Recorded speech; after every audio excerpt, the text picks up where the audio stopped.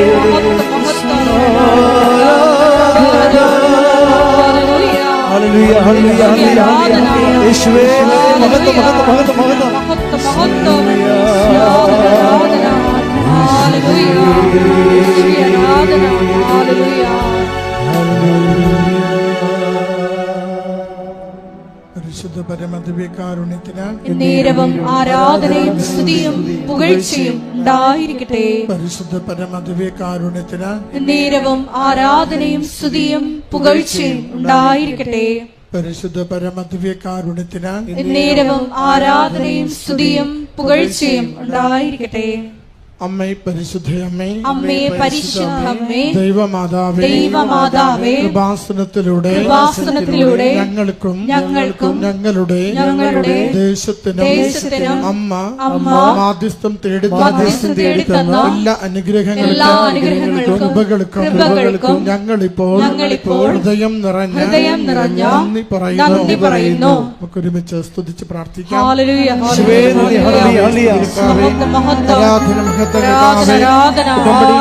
അനുഗ്രഹങ്ങളെ നവീകരണത്തിന് നന്ദി പറയുന്നു.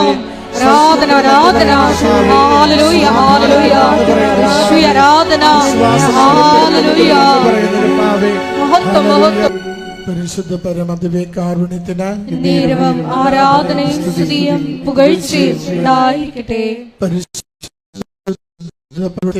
നേരവും ആരാധനയും സ്തുതിയും പുകഴ്ചയും ഉണ്ടായിരിക്കട്ടെ. പരിശുദ്ധ പരമദിവ്യകാരുണ്യത്തിന് നേരവും ആരാധനയും സ്തുതിയും പുകഴ്ചയും ഉണ്ടായിരിക്കട്ടെ. അമ്മേ പരിശുദ്ധ അമ്മേ, അമ്മേ പരിശുദ്ധ അമ്മേ, ദൈവമാതാവേ, 2004 ഡിസംബർ 7-ാം തീയതി ഉച്ചകഴിഞ്ഞ് 2:30 ഉപാസനത്തിൽ സംഭവിച്ച അമ്മയുടെ പ്രത്യക്ഷപ്പെടലിനെ കുറിച്ച് തിരുസഭയ്ക്ക് സമർപ്പിച്ചിരിക്കുന്ന പഠനരേഖകളുടെ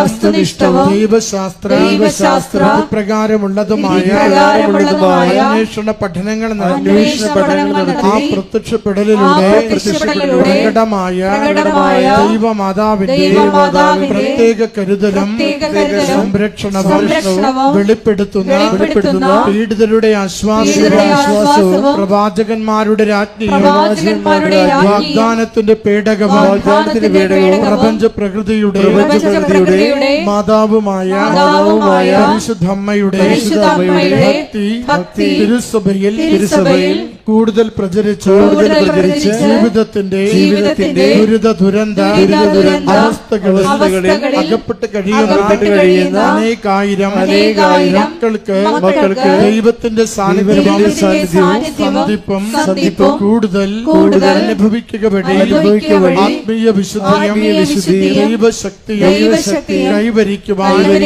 ഞങ്ങളുടെ കുടുംബങ്ങളെ ഇടയാക്കണമേ. ഒരുമിച്ച് സ്തുതിച്ച് പ്രാർത്ഥിക്കാം. ഹല്ലേലൂയ. ആരാധന മഹത്വം കർത്താവേ. നിലവിളിയോടെ പ്രാർത്ഥിക്കുന്ന മക്കളുടെ മേൽ കരുണയായിരിക്കണമേ. രോഗങ്ങളെ സൗഖ്യപ്പെടുത്തിയവരെ ആശ്വസിപ്പിക്കണമേ. ജീവിത പ്രശ്നങ്ങൾക്ക് പരിഹാരം നൽകണമേ. ഉടമ്പടിയിൽ ആഴപ്പെട്ട് ജീവിക്കുവാൻ സഹായിക്കണമേ. പരീക്ഷകൾക്ക് വിജയം നൽകി അനുഗ്രഹിക്കണമേ. അമ്മയുടെ സംരക്ഷണയിൽ ഈശോയോട് പ്രാർത്ഥിക്കുന്ന ഓരോ മകനെയും മകളെയും സുവിശേഷമാകുന്ന സഹായിക്കുകയും കുടുംബത്തിന് സമാധാനവും ജീവിതത്തിന് ഐശ്വര്യവും നൽകി അവിടുന്ന് പ്രദാനം ചെയ്യണമേ. പരിശുദ്ധ പരമദിവ്യകാരുണ്യത്തിന് നേരവും ആരാധനയും സ്തുതിയും പുകഴ്ചയും ഉണ്ടായിരിക്കട്ടെ. പരിശുദ്ധ പരമദിവ്യകാരുണ്യത്തിന് നേരവും ആരാധനയും സ്തുതിയും പുകഴ്ചയും ഉണ്ടായിരിക്കട്ടെ. പരിശുദ്ധ പരമദിവ്യകാരുണ്യത്തിന് നേരവും ആരാധനയും സ്തുതിയും പുകഴ്ചയും ഉണ്ടായിരിക്കട്ടെ. അമ്മേ പരിശുദ്ധയമ്മേ, അമ്മേ പരിശുദ്ധ അമ്മേ, ഭൂസ്വർലോകങ്ങളുടെ രാജ്ഞിയായ അങ്ങയ്ക്ക് സംരക്ഷണത്തിനായി പ്രപഞ്ച പ്രകൃതിയെ തിരുസഭ പ്രതിഷ്ഠിക്കുവാൻ പ്രത്യക്ഷീകരണം ഇടയാക്കണമേ.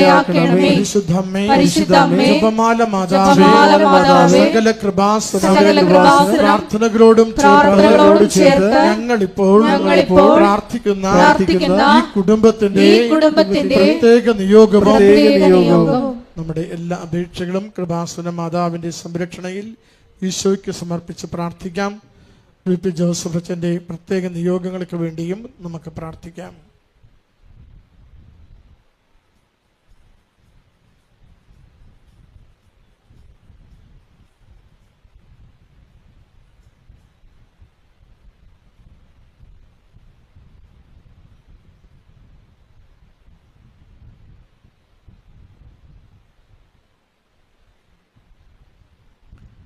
അമ്മയുടെ പ്രത്യക്ഷീകരണത്തിന്റെ ഈ അനുഗ്രഹവേളയിൽ ഞങ്ങൾക്ക് സാധിച്ചു തരുവാൻ കനിയണമേ. ആമേൻ. ഒരുമിച്ച് സ്തുതിക്കാം. ഈ ആരാധന മണിക്കൂറുകളിൽ പ്രാർത്ഥിക്കുന്ന മക്കൾക്ക് ആശ്വാസം ഉമ്മയുടെ വടികളിൽ നിന്ന് നന്മയിലേക്ക് ജീവിതം നയിക്കുവാൻ സഹായിക്കണമേ. ആരാധന മഹത്വം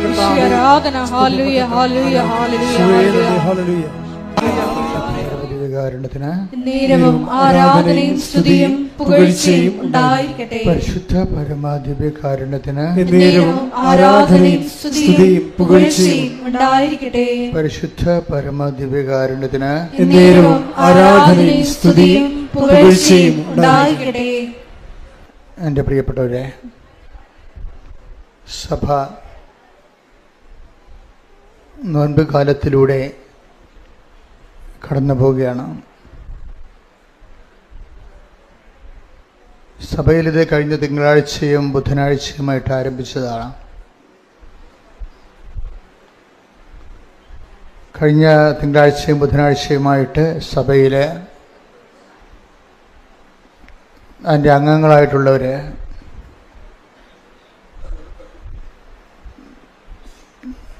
കരിയുടെ പൊടിയുണ്ടാക്കി അത് വെളിച്ചെണ്ണയിൽ ചാലിച്ച് നെറ്റിയിൽ കുരിശിട്ടിട്ട് വൈദികൻ പറയും, മനുഷ്യ നീ മണ്ണാകുന്നു. ബേസിക്കായിട്ട് നീ ആരാണ്? സുവിശേഷം പറയണത് ദൈവത്തെ മാറ്റി നിർത്തിയാൽ പിന്നെ അവശേഷിക്കുന്നത് ഒരു പിടി മണ്ണ് അല്ലെങ്കിൽ ചാരമാണ്. ഇതോടുകൂടി സഭ കടുത്ത ഉപവാസത്തിലേക്കും പ്രാർത്ഥനയിലേക്കുമാണ് ഉൾവലിയുന്നത്. പണ്ടത്തെ കാലത്തേക്കാളും എല്ലാ സഭകളിലുള്ള അനേകം മക്കൾ മുമ്പത്തേക്കാൾ ഉപവസിക്കുന്നവരും നോൻപ് അക്ഷരാർത്ഥത്തിൽ ആചരിക്കുന്നവരുമാണ്.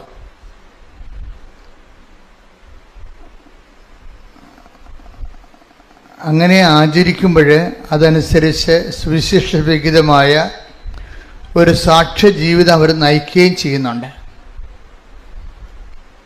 അതുകൊണ്ടാണ് സഭയിൽ ചില കശപിശകളൊക്കെ ഉണ്ടെങ്കിലും ജനങ്ങളെ ഇതൊന്നും ബാധിക്കാതെ പോകുന്നതിൻ്റെ കാരണം. അതെല്ലാ കാലത്തും ഉള്ളതാണ്. പക്ഷെ ജനങ്ങളുടെ ആധ്യാത്മികതയെയും സുവിശേഷ വിഹിതമായ സാക്ഷ്യ ജീവിതത്തെയും ഒന്നും ബാധിച്ചിട്ടില്ല. കാര്യം ഇതിൻ്റെ അപ്പുറത്താണ് ദൈവവും ദൈവാനുഭവവും എന്ന് മനസ്സിലാക്കുമ്പോൾ, അങ്ങനെ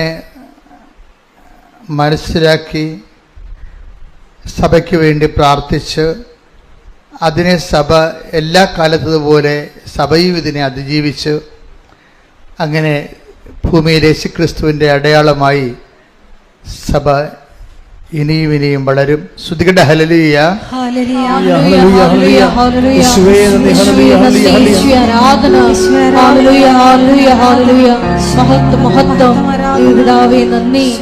നോൻപിൻ്റെ തലേ ദിവസം നമ്മുടെ വിജയകുമാർ സാർ എന്നെ വിളിച്ചിട്ട് ചോദിച്ചു, വെച്ചാൽ എല്ലാവരും ഉപവാസത്തിലേക്ക് പോവുകയല്ലേ, ഞായറാഴ്ച ഒരു മുട്ട കഴിക്കുന്നതുകൊണ്ട് വല്ല കുഴപ്പമുണ്ടോ എന്ന് കുഞ്ഞുങ്ങൾ ചോദിക്കണമെന്ന് ചോദിച്ചു, സാറിൻ്റെ മക്കൾ. അപ്പോൾ ഞാൻ പറഞ്ഞു, ലത്തീൻ പാരമ്പര്യം അനുസരിച്ചുകൊണ്ട് 40 ദിവസമാണ് ഉപവാസം, നോൻപ് കാലം. ഈ ശരിക്കും വിഷുദ്ധി ബുധൻ മുതൽ ഈസ്റ്റർ വരെ 46 ദിവസങ്ങൾ വരുന്നുണ്ട്. അപ്പം 6 ദിവസം 6 ഞായറാഴ്ചകളാണ്. ഞായറാഴ്ചകളെ കർത്താവിൻ്റെ തിരുവുദ്ധാന ദിവസമാണ്. നോൻപിൽ നിന്ന് ഒഴിവാക്കിയിട്ടുണ്ട്, പക്ഷെ പ്രാർത്ഥനാ ജീവിതത്തെ ഒഴിവാക്കിയിട്ടില്ല. 6 ഞായറാഴ്ച കഴിയുമ്പോഴാണ് ബാക്കി 40 ദിവസമുള്ളത്. ഇത് ഭയങ്കര ഒരു വസന്തകാലമാണ്. ദൈവത്തെ അന്വേഷിക്കുന്നവർക്ക്, അവൻ്റെ പദ്ധതി പ്രകാരം വിളിക്കപ്പെട്ടവർക്ക് ഇത് ഏറ്റവും 2 അനുഗ്രഹം ഒരുമിച്ച് വരണതാണ്. ചില ആൾക്കാർ കഴിഞ്ഞ ദിവസങ്ങളിൽ ജോമോളനോട് പറയുമായിരുന്നു, ഞാൻ ഡോക്ടറേറ്റിന് ഇവിടെ കേരളത്തിൽ രജിസ്റ്റർ ചെയ്തിട്ട് സ്പെയിനിൽ പോയി വേറെ ഒരു സബ്ജക്റ്റ് പഠിക്കുമ്പോൾ 2 ഒരേ സമയത്ത് പഠിച്ചു തീർക്കുകയാണെങ്കിൽ എനിക്ക് ഡബിൾ ഡോക്ടറേറ്റ് കിട്ടത്തില്ല എന്ന് ചോദിച്ചു. ഞാൻ പറഞ്ഞ്, നീ ശ്രമിക്കുക, ഞങ്ങൾ പ്രാർത്ഥിക്കാം. ഇതുപോലെ ഡബിൾ പദവി കിട്ടുന്നതാണ് ഈ നോൻപ് കാലം. നമ്മൾക്ക് ഉടമ്പടി എടുത്തവർക്ക് ഡബിൾ പദവിയാണ്. അതിൻ്റെ കാരണം വെച്ച് കഴിഞ്ഞാൽ, ഒന്ന് പ്രാർത്ഥനയുടെ ഉപവാസത്തിൻ്റെയും നോൻപിൻ്റെ ഒരു കൃപ, അതിനുള്ളിൽ സുവിശേഷ സാക്ഷ്യത്തിൻ്റെ കൂടെ ഉൾപ്പെടുത്തിക്കൊണ്ട് ഉടമ്പടിയുടെ വേറെ ഒരു ജീവിതം. ഈ നോൻപ് ജീവിതവും ഉടമ്പടി ജീവിതവും തമ്മിൽ ഭയങ്കരമായിട്ട് നമ്മൾ എംപവർ ചെയ്യിക്കും. നമുക്ക് പവർ ഇല്ലാണ്ട് ഒരു 0 പവറായി പോകും ചില സമയത്ത്. ജീവിതത്തിൽ 0 പവറായി കഴിയുമ്പോൾ നമുക്ക് കഴിഞ്ഞ ദിവസങ്ങളിലേ ഈ അനിത ടോമി എന്നും പറഞ്ഞൊരു മോള് സാക്ഷ്യം പറഞ്ഞു. അനിത ടോമിയുടെ സാക്ഷ്യങ്ങളെന്ന് പറയുന്നത്, അനിത ടോമിയുടെ വിഷയം ഒരു വല്ലാത്ത കുടുംബ പ്രശ്നമാണ്. കുടുംബ പ്രശ്നത്തെ അവർ അനാവരണം ചെയ്തില്ല, നല്ല കാര്യം. നമുക്ക് അവരുടെ സ്വകാര്യ വിഷയം നമുക്ക് കേൾക്കേണ്ട കാര്യമില്ലല്ലോ. പക്ഷെ അവർ ആ ഒരു സ്വകാര്യ പ്രശ്നം അവരുടെ മനസ്സിലുണ്ടാക്കിയ ആഘാതം ഭയങ്കര ആഴമുള്ളതാണ്. കാര്യം അവർക്ക് സംസാരിക്കാൻ പറ്റില്ല, വൈരാഗ്യം ഉണ്ടായി, വെറുപ്പുണ്ടായി, ഒറ്റപ്പെട്ട്, കുടുംബത്തിലുള്ളവർ തന്നെയാണ്. അപ്പോൾ സഹിക്കാൻ പറ്റാത്തൊരവസ്ഥ വന്ന് അതിനുള്ളിൽ അവർ പ്രഗ്നൻറ്റുമായി. അതിൻ്റെ ഇമ്പാക്റ്റ് കാരണം ബ്ലീഡിങ്ങുമായി. ഭയങ്കരമായ ഒരു സ്ത്രീ കടന്നു പോകുന്ന ഒരു ഭയങ്കര നമുക്ക് താങ്ങാനാവാത്ത ഒരു മാനസിക ഭാരങ്ങളാണ്. ഇങ്ങനെ കടന്നു പോകുന്ന സമയത്ത് അവളോട് ഡോക്ടർ പറഞ്ഞ്, നിങ്ങളുടെ ഈ സൈക്കോസോമ ഡിസീസ് പോലെ വരണതാണ്. മനസ്സിനുണ്ടാകുന്ന പിരിമുറുക്കവും ആഘാതവും ഭാരവും ആണ് ബോഡിയെ ബാധിച്ചിട്ട് അത് പിന്നെ ബ്ലീഡിംഗ് ആയിട്ട് വരുന്നു. അപ്പോൾ അതുകൊണ്ട് ഒരു സൈക്കോളജിസ്റ്റിനെ കാണുന്ന നല്ലതാണെന്ന്, ഒരു ക്ലിനിക്കൽ കൗൺസിലിംഗ് ആവശ്യമാണെന്ന് പറഞ്ഞു. കാര്യം ഉറക്കമില്ല, ആളിന് ഡിപ്രഷനായിപ്പോയി. ഉറക്കമില്ലാണ്ട് വന്ന് ഡിപ്രഷനായി കഴിഞ്ഞപ്പോൾ ഇതുപോലെ നമ്മൾ ആശുപത്രി ചെല്ലുമ്പോൾ അവർ നമുക്ക് ഒരു ഹെൽപ്പ് തരും. ക്ലിനിക്കൽ ആയിട്ടുള്ള സൈക്കോളജിസ്റ്റിൻ്റെ ഒരു കൗൺസിലിംഗ് ഇതൊക്കെ തരും. നമ്മളെ എംപവർ ചെയ്യാൻ അവരുടെ ഉദ്ദേശം. അവർ കാര്യങ്ങൾ പറഞ്ഞ് മനസ്സിലാക്കിയിട്ട് നമ്മൾ അതിനെ അതിജീവിക്കാൻ ശ്രമിക്കാൻ വേണ്ടിയുള്ള ഉത്തേജകമായ ഉപദേശങ്ങളും ചിലപ്പോൾ മരുന്നും തരും. അപ്പോൾ അങ്ങനൊരു ട്രീറ്റ്മെൻറ്റിലേക്ക് ഇവർ പോവുകയാണ്. അതിനുശേഷം ഈ കൗൺസിലർ പറഞ്ഞു, നിങ്ങൾ കാണിക്കേണ്ടത് ശരിക്കും പറഞ്ഞാൽ ഒരു സൈക്കാട്രിനെ കാണിക്കേണ്ടത്, ഒരു മനോരോഗ വിദഗ്ധനെ കാണിക്കണമെന്ന് പറഞ്ഞു. മാനസികമായ ഉപദേശകനേക്കാൾ ഉപരി ഒരു മനോരോഗ വിദഗ്ധൻ. പത്ര കണ്ട് ഇവള് ഡിപ്രസ്ഡായി പോയായിരുന്നു. മനുഷ്യൻ്റെ ഓരോ അവസ്ഥകളെ ഇപ്പം എനിക്കോ നിങ്ങൾക്കൊക്കെ ഇത് വരാം. പ്രത്യേകിച്ച് മലയാളത്തിൽ ഇത് ഒക്കെ വരാനുള്ള സാധ്യത കൂടുതലാണ്. തമിഴ്നാട്ടുകാരന് അധികം വരിക, അത്രയും വരത്തില്ല. തെലുങ്കുകാരന് അവരൊക്കെ കെയർലെസ് ആയിട്ട് ആവശ്യമില്ലാത്ത ബേബി കെയറൊന്നും കൊടുക്കണില്ല എല്ലാവരെയും. നമ്മൾ ആവശ്യമില്ലാത്ത എന്തൊരു ബേബി കെയറാണ്. അത് കാരണം ഇങ്ങനെ സ്പൂൺ ബേബിയായിട്ട് ബിസ്ക്കറ്റ് ബേബിയായിട്ട് ജനിച്ചിട്ട് എന്തെങ്കിലും ഇഷ്യൂ വരുമ്പോൾ കടന്ന് ആത്മഹത്യ ചെയ്യേണ്ട അവസ്ഥ വരണമല്ലേ.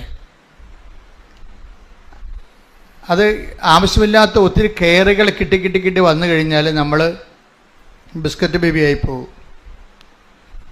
അപ്പം അങ്ങനെ വരുമ്പോൾ ചില പ്രശ്നങ്ങൾ നമുക്ക് തരണം ചെയ്യാൻ പറ്റാതെ വരും. ഇപ്പം ഇവരുടെ വിഷയം കണ്ടില്ലേ, ഇവരുടെ വിഷയം വളരെ സീരിയസ് ആണ്. ഇപ്പം ഇവരോട് പറഞ്ഞത് ഒരു സൈക്കാട്രിസ്റ്റിനെ കാണാൻ പറഞ്ഞു. സൈക്കാട്രി അവർ കണ്ടു. അങ്ങനെ അദ്ദേഹം കുറച്ച് മരുന്നിനൊക്കെ കുറിച്ച് കൊടുത്തു.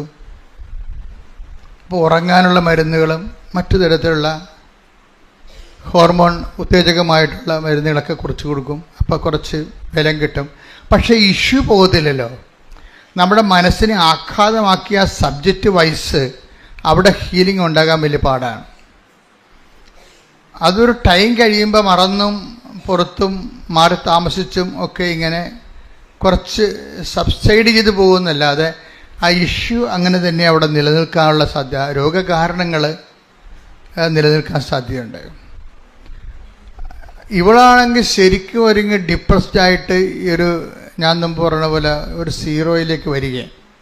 സീറോയിലോട്ട് വന്ന് പറഞ്ഞത് കാര്യം വെച്ചാൽ മാനസികാവസ്ഥ വളരെ മോശമായി.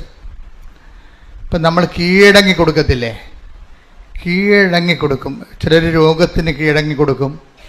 പട്ടാളക്കാർ യുദ്ധം തോക്കുമെന്ന് കണ്ടു കഴിഞ്ഞാൽ ഒന്നെങ്കിൽ വെള്ളക്കൊടി വീശും, അല്ലെങ്കിൽ കൈ ഉയർത്തി കാണിക്കും. അപ്പോൾ ശത്രുക്കൾ വന്ന് നമ്മൾ അറസ്റ്റ് ചെയ്തുകൊണ്ട് പോയിട്ട് വല്ല തുറങ്കിലും അടക്കും. ചിലപ്പോൾ അവിടെ കിടന്ന് ചത്തുപോയതും വരും. ചിലപ്പോൾ യുദ്ധം കഴിയുമ്പോൾ ചിലപ്പോൾ ആൾക്കാരെ ഏൽപ്പിക്കുന്ന സമയത്ത് ജീവനുള്ളവർ തിരിച്ച് ഏൽപ്പിച്ചെന്ന് വരും. എന്നാലും ഒരു തോറ്റ് കൊടുക്കുന്ന ഒരവസ്ഥ വന്നു, നമ്മൾ തന്നെ തോറ്റ് കൊടുക്കുന്ന അവസ്ഥ. ഇനി ഇതിൽ നിന്ന് രക്ഷപ്പെടേണ്ട എന്ന് വിചാരിക്കും.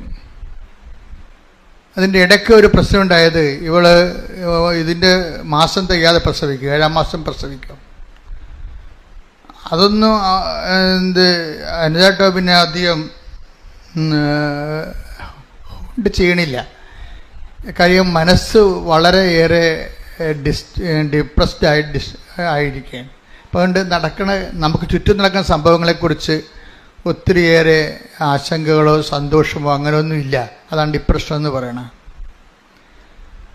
അപ്പം ഇതിങ്ങനെ ഒരു മാനസികാവസ്ഥ. അപ്പോൾ അതിൻ്റെ ഇടയ്ക്ക് ഒരു ഡോക്ടറിൻ്റെ അടുത്ത് ചെന്നപ്പോൾ അവർക്ക് അവരുടെ തൊണ്ടയുടെ തൊണ്ട വാ പൊളിച്ചപ്പോൾ 2 കുരുക്കൾ. അപ്പോൾ അതിനെ പക്ഷേ ലീസ്റ്റ് കോൺഷ്യസ് ആണ് ഇവള്. ആ സംഭവം നേരത്തെ ഉള്ളതാണ്, 2-3 ആഴ്ചയായിട്ട് ഈ കുരുക്കൾ തൊണ്ടയിലുള്ളതാണ്. പക്ഷേ ഇവർ ലീസ്റ്റ് കോൺഷ്യസ് ആണ്. അതിൽ അവരെ അഡ്രസ്സ് ചെയ്യണില്ല, ആ വിഷയം അഡ്രസ്സ് ചെയ്യണില്ല. പക്ഷേ എങ്കിലും ആശുപത്രി ചെന്നപ്പോഴേ ഇപ്പം കുറച്ച് സമയം കിട്ടിയപ്പോൾ അവർ വന്നത് ഇവിടെ ഈ എൻഡോക്രൈമിലെ ഏറ്റവും തിരക്ക് കുറഞ്ഞ ഡോക്ടർ ആരാണെന്ന് ചോദിച്ചു.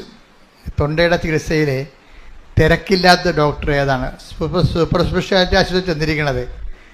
അപ്പോൾ തിരക്കില്ലാത്ത ഡോക്ടറിൻ്റെ അടുത്ത് ചെന്നിട്ട് ഇതൊന്ന് കാണിക്കാം.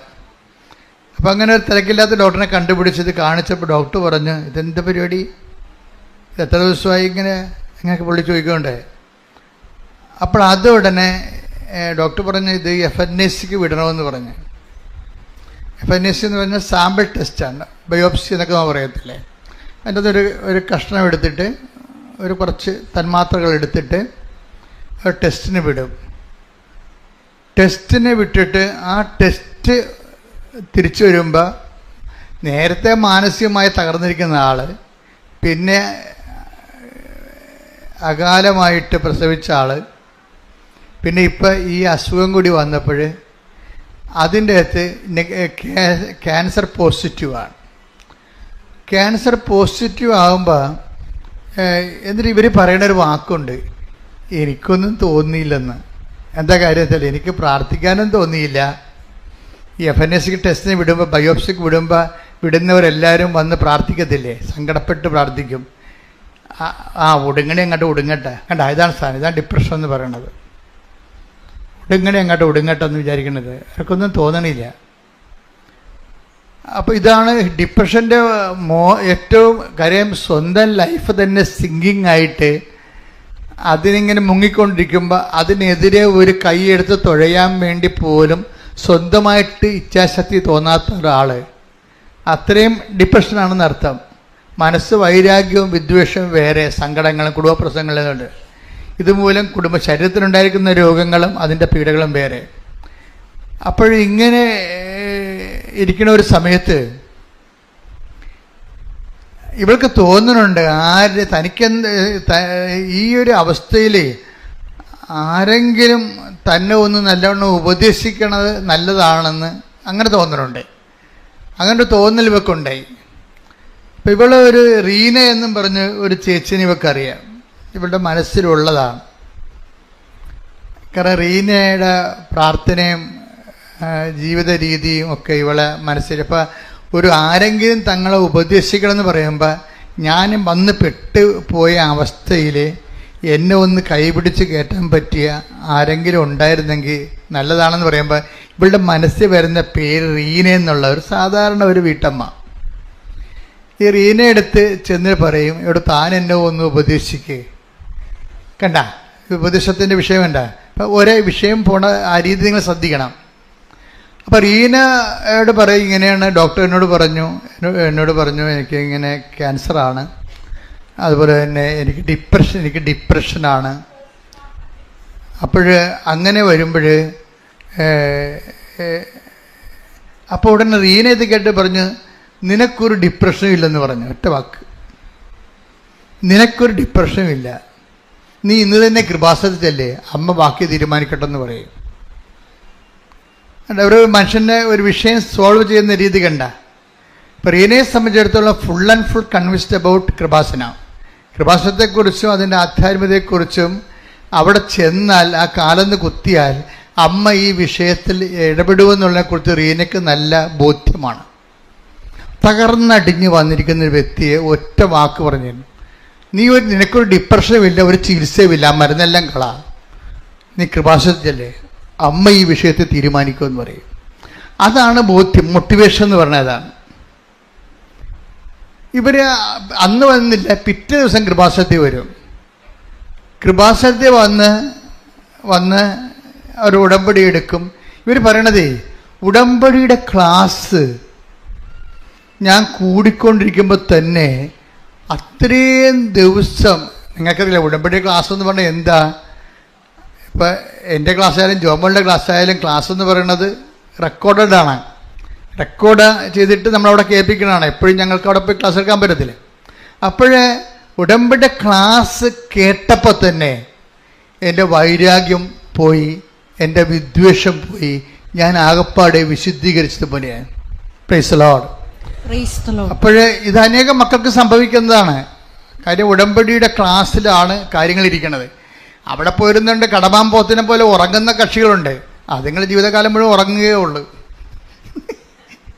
പിന്നെ എനിക്ക് സന്തോഷമാണ്, 10 പത്രം ആൾക്കാരൊക്കെ കൊടുക്കുമല്ല. ഉറങ്ങണവരാണെങ്കിലും പുറത്തിറങ്ങുമ്പോൾ പത്രം കൊടുക്കേണ്ടി വരില്ല. കാര്യം പത്രത്തിലല്ലേ പരിശുദ്ധ അമ്മ എല്ലാ സംവിധാനം ചെയ്ത് വെച്ചിരിക്കുന്നത്. ജനങ്ങളെ അറിയിക്കേണ്ടവരെ അറിയിക്കുന്നതും അറിയാത്തവരെ അറിയിക്കുന്നതും ആഴപ്പെടുത്തുന്നതും നിങ്ങളെ പ്രേക്ഷിതരാക്കുന്നതും എല്ലാം ഈ പത്രമെന്ന് പറയുന്ന ദൈവത്തിൻ്റെ സാക്ഷ്യങ്ങളാണ് പകുതി മുക്കാൽ അതിൻ്റെ അകത്തുള്ളത്. പിന്നെ എൻ്റെ ഇതുപോലുള്ള സംസാരങ്ങളും വേറെ ഒന്നും അതിൻ്റെ അകത്ത് ഉണ്ടാകത്തില്ല. കൃപാസനത്തിന് മിഷൻസ് മാത്രമേ ഉണ്ടാകത്തുള്ളൂ. അപ്പോൾ ആ മിഷൻ എപ്പോഴായാലും ഇങ്ങനെ ജനങ്ങളുടെ ഇടയിലേക്ക് ചെല്ലുമ്പോൾ അനേകം ആൾക്കാരെയാണത് ജീവിതത്തിലേക്കും പൊതുജീവിതത്തിലേക്കും ഒക്കെ കൊണ്ടുവരണത്. അപ്പോൾ ഇത് ക്ലാസ് കേട്ടപ്പോൾ തന്നെ വൈപ്പായി. നിങ്ങൾക്കറിയാമല്ലോ, ഇത് ക്ലാസ് കേൾക്കുമ്പോൾ തന്നെ നമ്മൾ ഭാരങ്ങളെല്ലാം മാറുകയും വിദ്വേഷം മാറുകയും ഒക്കെ ചെയ്യണമെങ്കിൽ ദൈവത്തിൻ്റെ ഒരു കയ്യൊപ്പുണ്ടാകണം അതിൻ്റെ അകത്ത്. അതാണ് എൻ്റെ അകത്ത് വിഷയീകരിക്കണത്. കാര്യം തനിക്കെന്തോ സംഭവിച്ചിട്ടുണ്ട്, താൻ ഈ ചെയ്യണതൊന്നും ശരിയല്ല, ദൈവത്തിന് നിരക്കുന്നതല്ലെന്ന് സ്വയമായി ബോധ്യമൊക്കെയുണ്ട്. പക്ഷെ അവളോട് കാണിച്ചിരിക്കുന്നത് അനുസരിച്ചിട്ട് വൈരാഗ്യം ഒട്ടും മാറണമില്ല. അങ്ങനെ ഒരു പെട്ടിരിക്കുന്ന ആളെ അവൾ കാണിക്കുന്ന വൈരാഗ്യമോ വിദ്വേഷമോ ഒന്നും ശരിയല്ലെന്നും അതൊക്കെ മാറേണ്ടതാണെന്നും അവൾക്കറിയാം. പക്ഷെ അവളോട് കാണിച്ചിരിക്കുന്ന വ്യക്തികൾ അതിനുള്ള കാരണങ്ങളില്ലാത്ത കൊണ്ടും മനഃപൂർവ്വം ചെയ്തിരിക്കുന്ന കാരണവും അവൾക്ക് അതിൽ നിന്ന് പിന്തിരിയാൻ ഇഷ്ടപ്പെടുന്നില്ല. ഇങ്ങനെ ഒരു കാണാത്ത കയറെ കെട്ടിയിട്ടുള്ള വിഷമസന്ധിയിൽ അങ്ങനെ പെട്ടിരിക്കുന്ന അവസ്ഥയാണ്. പക്ഷെ അവിടെ എന്ത് സംഭവിച്ചിരിക്കുന്നത്, അവിടെ ഇവളുടെ ഒരു ആത്മാർത്ഥത കാരണം ഈ ദൈവം ആദ്യമേ തന്നെ ഇൻസെൻറ്റീവ് എന്ന് പറയും. നമ്മൾ ഇൻസെൻറ്റീവ് ആൻഡ് ഇൻവെസ്റ്റ്മെൻ്റ് എന്ന് പറയുന്നത് ഉടമ്പടിയിലെ ഒരു സംഭവമാണ്. ഇൻസെൻറ്റീവ് എന്ന് പറയുന്നത് നമ്മൾ ഇൻസെൻറ്റീവ് ഒരു അച്ചാരം പോലെ ഒരു അഡ്വാൻസ് ഒരു നമ്മളുടെ നിന്നൊരു വ്യക്തിപരമായ താല്പര്യം എടുത്തു കഴിഞ്ഞാൽ, ഒരു 10% താല്പര്യം നമ്മൾ എടുത്തു കഴിഞ്ഞാൽ, നമ്മൾ ക്രിസ്തുവിനുള്ളവരാണെന്നുണ്ടെങ്കിൽ എന്ന് കഴിഞ്ഞാൽ ക്രിസ്തുവിൻ്റെ ആകർഷണ മേഖലയിൽ നിന്ന് പൂർണ്ണമായി വഴുതി പോയിട്ടില്ല, ഇപ്പോഴും ഒരു നോട്ട് പിടുത്തമുണ്ടെന്നുണ്ടെങ്കിൽ ദൈവം ഇതിൻ്റെ അകത്ത് ഇൻവെസ്റ്റ്മെൻറ്റ് നടത്തും.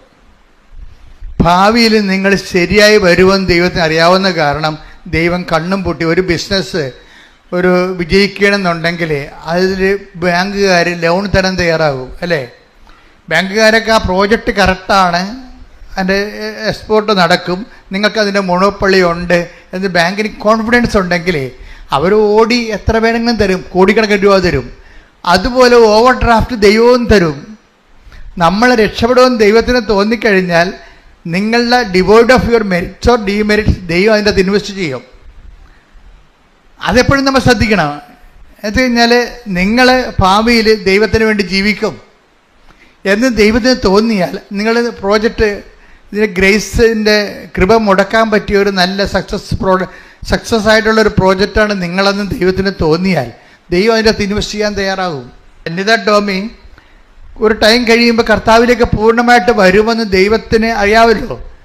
അത് എപ്പോഴും എൻ്റെ മക്കളെ ഉടമ്പടിയുടെ വിജയമെന്ന് പറയണത് നിങ്ങളുടെ ഓരോരോ കാലത്തെ വീട്, വിവാഹം, ജോലി, പഠനം, അതുപോലെ തന്നെ പരീക്ഷ, ആ ഒരു വിഷയം വെച്ചുകൊണ്ട് നിങ്ങൾ ഉടമ്പടിയെ സമീപിച്ചു. അത് കഴിയുമ്പോൾ നിങ്ങൾക്ക് ദൈവവുമില്ല ആരും ഇല്ലാത്ത പോലെ ജീവിക്കുന്ന ഒരു രീതിയാണല്ലോ ചില ആൾക്കാരുടെ ഉള്ളത്. അതാണ് ഇതിനകത്ത് വരുന്ന ഒരു പ്രശ്നം. നിങ്ങൾ ആദ്യമേ ദൈവത്തെ ധരിപ്പിക്കേണ്ടതെന്ന് വെച്ച് കഴിഞ്ഞാൽ, ഉടമ്പടി എന്ന് പറഞ്ഞാൽ ഞാൻ എപ്പോഴും പറയും covenant is N intelligent affair എന്ന് പറയും. എന്നുവെച്ചാൽ എന്താ വെച്ചാൽ ബുദ്ധിപരമായൊരു നടപടിയാണ്. നിങ്ങൾ ദൈവത്തെ ധരിപ്പിക്കേണ്ടതെന്ന് വെച്ച് കഴിഞ്ഞാൽ എനിക്കിതൊരു മിനിമം പരിപാടിയല്ല. ഉടമ്പടി എന്നെ സംബന്ധിച്ചിടത്തോളം IELTS പാസ്സാകാനുള്ള ഒരു മിനിമം പരിപാടിയല്ല, വസ്തു വിൽക്കാൻ വേണ്ടിയുള്ള ഒരു മിനിമം പരിപാടിയല്ല, കല്യാണം ഒത്തുവരാൻ വേണ്ടിയുള്ള ചെറിയൊരു നടപടിക്രമമല്ല. എനിക്ക് ദൈവത്തിന് വേണ്ടി ജീവിക്കാൻ വേണ്ടിയുള്ള ബൃഹത്തായ ഒരു പരിപാടിയാണിതെന്ന് നിങ്ങൾ ദൈവത്തെ ധരിപ്പിക്കണം. പിടികിട്ടിയ ഇത് ഭയങ്കര ബുദ്ധിപരമായിട്ട് ഇടപെടേണ്ട കാര്യം, ആദ്യമേ ചെയ്യേണ്ട കാര്യമാണ്. പലർക്കും ഇതിനെക്കുറിച്ച് അറിയത്തില്ല. ആദ്യമേ തന്നെ ദൈവത്തെ ധരിപ്പിക്കേണ്ട, കർത്താവേ എൻ്റെ ഈ പരീക്ഷ കൊണ്ട് തീരണമല്ല നമ്മമ്മലുള്ള ജീവിതം, എൻ്റെ ഈ കാനഡയിൽ പോക്കുകൊണ്ട് തീരണതല്ല നമ്മമ്മലുള്ള ജീവിതം. ഞാൻ എവിടെ പോയാലും ചില ആൾക്കാർ പറയത്തില്ലേ മരണം വരെ ഞാൻ ഉടമ്പടി ജീവിതം ജീവിക്കുമെന്ന്. ഇന്നിപ്പോൾ ആൾക്കാർക്ക് മനസ്സിലായി ഉടമ്പടി ഒരു പ്രാർത്ഥനയല്ല, അതൊരു ജീവിത രീതിയാണെന്ന് മനസ്സിലായി. ജീവിത രീതി എന്നാണ് പറയണത്. ഉടമ്പടി ഒരു ജീവിത രീതി, സുവിശേഷവിഹിതമായ സാക്ഷ്യ ജീവിതമാണ്. ദൈവത്തിൻ്റെ സ്നേഹത്തിൽ ജീവിക്കാൻ വേണ്ടി. അങ്ങനെ ദൈവത്തിന് ആദ്യമേ നമ്മളെക്കുറിച്ച് സെൽഫ് ഇൻട്രൊഡക്ഷൻ ഇല്ലേ, നമ്മളെക്കുറിച്ച് സെൽഫ് ഇൻട്രൊഡക്ഷൻ. ഇപ്പം നമ്മളിവിടെ എവിടെയെങ്കിലുമൊക്കെ നമ്മളെ പരിചയമില്ലാത്ത സ്ഥലത്ത് ചെല്ലുമ്പോൾ പറയും നമ്മൾ ഇന്നയാളാണെന്ന് പറയത്തില്ലേ. ഞാൻ ഫാദർ ജോസഫ് വലിയ വീട്ടിലെ ആലപ്പുഴ രൂപതയുടെ ഒരു വൈദികനാണെന്ന് ഞാൻ ആദ്യം പറയും. കൃപാസനമൊക്കെ പിന്നെ പറയത്തുള്ളൂ. കാര്യം ഞാൻ എന്നെ രൂപതയിൽ എനിക്ക് പട്ടം തന്നിരിക്കണത്. അപ്പം ഞാൻ ആദ്യം അത് പറയും, ആലപ്പുഴ രൂപതയുടെ ഒരു വൈദികനാണെന്ന് പറയും. ബാക്കിയെല്ലാം ഫംഗ്ഷൻ മിഷനൊക്കെ കർത്താവ് തന്നതാണ്, പിന്നീട് കർത്താവ് കൂട്ടിച്ചേർത്തതാണ്. അപ്പോൾ അതാണ് സെൽഫ് ഇൻട്രൊഡക്ഷൻ എന്ന് പറയണത്. ഈ സെൽഫ് ഇൻട്രൊഡക്ഷൻ, നിങ്ങളുടെ സെൽഫ് ഇൻട്രൊഡക്ഷൻ കറക്റ്റായിരിക്കണം.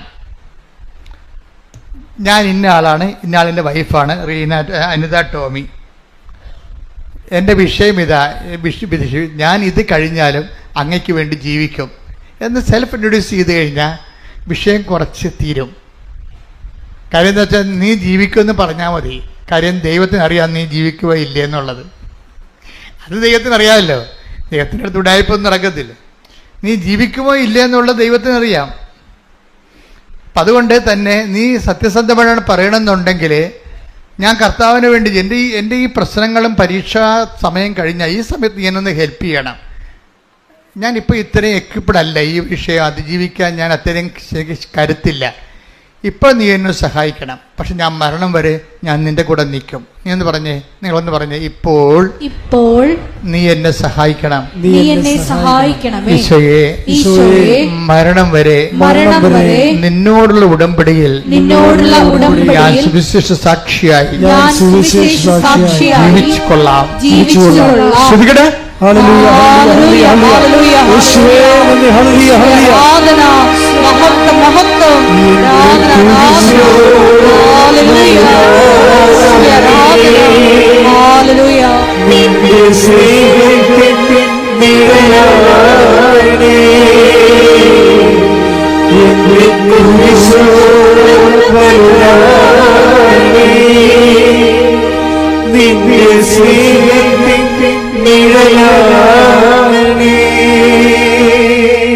പരിശുദ്ധ പരമദിവ്യകാരുണ്യത്തിന് ആരാധനയും സ്തുതിയും പുകഴ്ചയും ഉണ്ടായിരിക്കട്ടെ. പരിശുദ്ധ പരമദിവ്യകാരുണ്യത്തിന് ആരാധനയും സ്തുതിയും പുകഴ്ചയും ഉണ്ടായിരിക്കട്ടെ.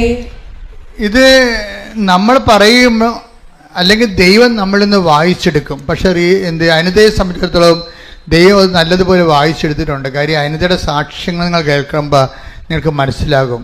അനിത ഭയങ്കര നല്ല രസകരമായ ഭാഷയിൽ നമ്മളെപ്പോഴും ഉപയോഗിക്കേണ്ട ഇതാണ്. ഈ സാക്ഷ്യം പറയുമ്പോൾ, സാക്ഷ്യം എന്ന് പറയുമ്പോൾ, കൃപാസനത്തിൽ സാക്ഷ്യം പറയുമ്പോൾ ശ്രദ്ധിക്കേണ്ട കാര്യങ്ങളുണ്ട്.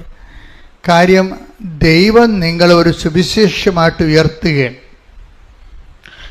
ദൈവം നിങ്ങളെ സുവിശേഷമാകാൻ വേണ്ടി അഭിഷേകം ചെയ്യുന്നു.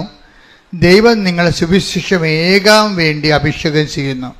രണ്ട് കാര്യം നടക്കുന്ന സാക്ഷ്യത്തിലാണ്. സാക്ഷ്യത്തിൽ എന്താ സംഭവിക്കുന്നത്? ഒരാൾ സുവിശേഷമാകുകയാണ്. അയാളുടെ ജീവിതം തന്നെയാണ് സുവിശേഷം. മറ്റെന്താണ്? അയാളുടെ അനുഭവത്തെ മറ്റവരിലേക്ക് പകർന്നു കൊടുക്കുകയാണ്. അപ്പം ഞങ്ങൾ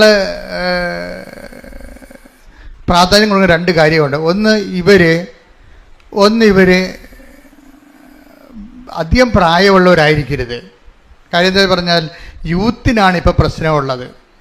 കൃപാസനം എല്ലാ പ്രായമുള്ളവരും, എല്ലാവരും പ്രായമുള്ള കുറഞ്ഞവരും എല്ലാവരുടെയും സ്ഥലമാണ്. പക്ഷേ നമ്മളെ സുവിശേഷ വേലയെ സംബന്ധിച്ചിടത്തോളം ഞങ്ങൾ ടാർഗറ്റ് ചെയ്യേണ്ട യൂത്തിനെയാണ്. എന്ന് വെച്ചാൽ ഇന്നത്തെ ഒരു കാലത്ത് ദൈവത്തിൽ നിന്ന് അകന്നു പോയിക്കൊണ്ടിരിക്കുന്നത് ആരാണ്?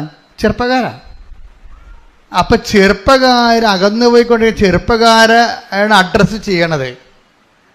അതുകൊണ്ട് തന്നെ ഞങ്ങൾ ചെറുപ്പക്കാർ എന്തെങ്കിലും പറയുമ്പോൾ അവിടെ സാക്ഷി അല്പം ക്വാളിറ്റി കുറവാണെങ്കിൽ പോലും ഞങ്ങളെ പ്രൊമോട്ട് ചെയ്യും. പ്രൊമോട്ട് ചെയ്യും. എന്താ കാര്യം? അവരുടെ സുവിശേഷ സാക്ഷ്യം കേട്ടിട്ട് മറ്റുള്ളവർ ക്രിസ്തുവിനെ അറിഞ്ഞിട്ട് യുവത്വം ക്രിസ്തുവിൽ ബലം പ്രാപിക്കണം. അപ്പം അതുകൊണ്ട് തന്നെ എപ്പോഴും നമ്മൾ സാക്ഷ്യം പറയുമ്പോൾ യൂത്ത് അതിൻ്റെ അകത്തുണ്ടെങ്കിൽ നിങ്ങൾ അമ്മമാർ അവരെ കൂട്ടിക്കൊണ്ടുവരണം. നിങ്ങൾ സാക്ഷ്യം പറയാൻ നേരത്ത് മകളോ മകനോ ഉണ്ടെങ്കിൽ അവരെ കൂട്ടിക്കൊണ്ടുവരണം. അതുപോലെ തന്നെ പറയുമ്പോൾ നല്ല വെടിപ്പുള്ള ഭാഷയിൽ ഭംഗിയായിട്ട് പറയണവർക്കാണ് മുൻഗണന.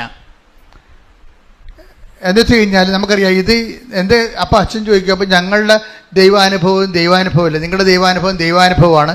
അതിന് 2 സ്ഥലത്ത് കേൾക്കാൻ വേണ്ടി ഞങ്ങൾ ആളെ വെച്ചിട്ടുണ്ട്. കേൾക്കുമ്പോൾ അറിയാൻ പറ്റും ഇതെന്താണ് ഇവർ പറയണത്, കൃത്യമാണോ എന്ന് പറയും. ഇത് ഇന്നത്തെ കാലത്ത് 90% ആൾക്കാർ നല്ലതുപോലെയാണ് പറയണത്. 90% ആൾക്കാർ നല്ലതുപോലെയാണ് പറയണത്. അതിനകത്ത് ഒരു സംശയമില്ല. അപ്പം അതുകൊണ്ട് എന്താ പ്രശ്നം വെച്ച് കഴിഞ്ഞാൽ ഇത് പുറത്തേക്ക് പോകുമ്പോൾ ഇൻ്റർനാഷണൽ ലെവലിലാണ് ഇത് പോണത്. ഒരു സാക്ഷ്യം നമുക്കറിയാമല്ലോ, പഴയ കാലവുമല്ല വെച്ച് കഴിഞ്ഞാൽ ഇപ്പോഴ് ആൾക്കാർ ഈ യൂട്യൂബിലല്ലേ ഈ സംഭവം പറയണത്. അപ്പോഴിങ്ങനെ തോണ്ടിക്കളയും ആൾക്കാർ. സാക്ഷ്യം കേൾക്കുമ്പോൾ തന്നെ ചളുവാണെങ്കിൽ അവർ തോണ്ടിയിട്ട് വേറെ വല്ല മമ്മൂട്ടിയുടെ പടവും കണ്ടുകൊണ്ടിരിക്കും ആൾക്കാർ. അതാണ് വിഷയം. നിങ്ങളെ സാക്ഷ്യം കേട്ടാൽ തോണ്ടിക്കളയാൻ തോന്നരുത്. അപ്പം അതുകൊണ്ട് തന്നെ വീട്ടിലിരുന്ന് നല്ലവണ്ണം ഒരുങ്ങി മണിമണി പോലെ പറയണം. ഇത്തിരി പ്രായമായ കുഴപ്പമൊന്നുമില്ല, പക്ഷെ പറയണ കാര്യം വൃത്തിയായാൽ മതി. ചിലർ പറഞ്ഞ് കുളമാക്കി കളയും. നല്ല സാക്ഷ്യങ്ങളാണ്. ഈ അലസത വന്ന് എപ്പോഴും എന്നോട് കംപ്ലൈൻറ്റ് പറയും, നല്ല സാക്ഷ്യം വരുന്ന എടുത്ത് പറഞ്ഞ് കുളമാക്കി കളഞ്ഞെന്ന് പറയും. അതെന്താ കാര്യം എന്ന് വെച്ച് കഴിഞ്ഞാൽ നല്ല സാക്ഷ്യമാണ് അവർ പറയണത്, നല്ല അനുഭവമാണ് അവരുടെ. പക്ഷെ പറഞ്ഞു വരുമ്പോൾ അവരെ പ്രിപ്പയർ ചെയ്യുന്നില്ല. അതാണ് പ്രശ്നം. വീട്ടിൽ ഇരുന്നൊക്കെ ഒന്ന് പറഞ്ഞു നോക്കണം. കണ്ണാടിയൊക്കെ എടുത്തിട്ടേ ഒരു കണ്ണാടിയൊക്കെ എടുത്ത് സാക്ഷ്യം പറഞ്ഞു നോക്കണം. അപ്പം നിങ്ങളുടെ മുഖമൊക്കെ എങ്ങനെ വക്കരിക്കണമെങ്കിൽ നോക്കണം. നിങ്ങളുടെ ഭാഷ എങ്ങനെ ഉപയോഗിക്കണം നോക്കണം. അപ്പോൾ ഒന്ന് ടെസ്റ്റ് ഒന്ന് കാര്യം നമ്മളെന്താണ് ഇത് സാക്ഷ്യത്തിന് വേണ്ടി ഒരു പീഠവിട്ടുണ്ടാക്കിയിട്ടിരിക്കുകയാണ്. മതാവിൻ്റെ മുമ്പിൽ നിർത്തിയിരിക്കുകയാണ്. മതാവിൻ്റെ മുമ്പിൽ നിൽക്കണതാണ്. പ്രത്യക്ഷീകരണത്തിൻ്റെ സാക്ഷ്യമാണേ. കൃപാസനത്തിൻ്റെ സാക്ഷ്യമെല്ലാം എന്താണ്? അമ്മ ചുറ്റും നടന്ന് അമ്മ ഇവിടെ അല്ലല്ലോ ഇരിക്കണേ. ഇവിടെ വരുന്നവർക്ക് ഇവിടെ, അല്ലാത്തവർക്ക് എവിടെയാണ് അവിടെ ഉള്ളത് അവിടെ ചെന്നിട്ടാണ് ഈ സാക്ഷ്യം ഉണ്ടാക്കുന്നത്. സുഗന്ധലേപനമായാലും ശരി, മഴവില്ലായാലും ശരി, അമ്മയുടെ പ്രത്യക്ഷീകരണമായാലും ശരി, സ്വപ്നമായാലും ശരി, സഞ്ചാരി മാതാവ് സമയത്തിൻ്റെ അധികാരിയായിട്ട് ഈ പ്രത്യക്ഷീകരണ സന്ദേശം എവിടെയാണോ നിങ്ങൾക്ക് വിഷമമുള്ളത് ആ വെന്റിലേറ്ററിൽ പോലും അമ്മ നേരിട്ട് വരികയാണ്.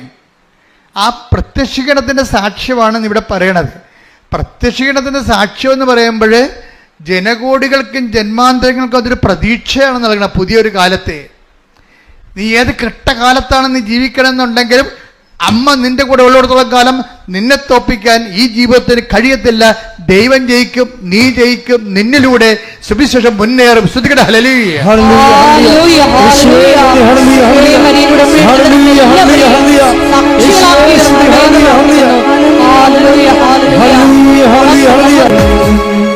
പരിശുദ്ധ പരമ ദിവ്യകാരുണ്യത്തിന് ആരാധനയും സ്തുതിയും പുകഴ്ചയും ഉണ്ടായിരിക്കട്ടെ. അപ്പൊ തന്നെ സാക്ഷ്യം നിങ്ങൾക്ക് തീർച്ചയായിട്ടും കർത്താവ് ഒരു ഉടമ്പ എടുക്കുമ്പോൾ നിങ്ങൾക്ക് ദൈവത്തെ പറയും, കർത്താവേ എന്നെ പ്രത്യക്ഷീകരണത്തിന് സാക്ഷി ആക്കണമേ നിങ്ങൾക്ക് പ്രാർത്ഥിക്കാം.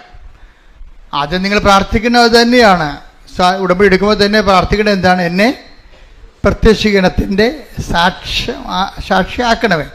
പക്ഷെ സാക്ഷ്യം പറഞ്ഞോളാമെന്ന് പറഞ്ഞിട്ട് ഇവിടെ വരുമ്പോൾ കുറച്ച് പ്രശ്നമുണ്ട്. വല്ല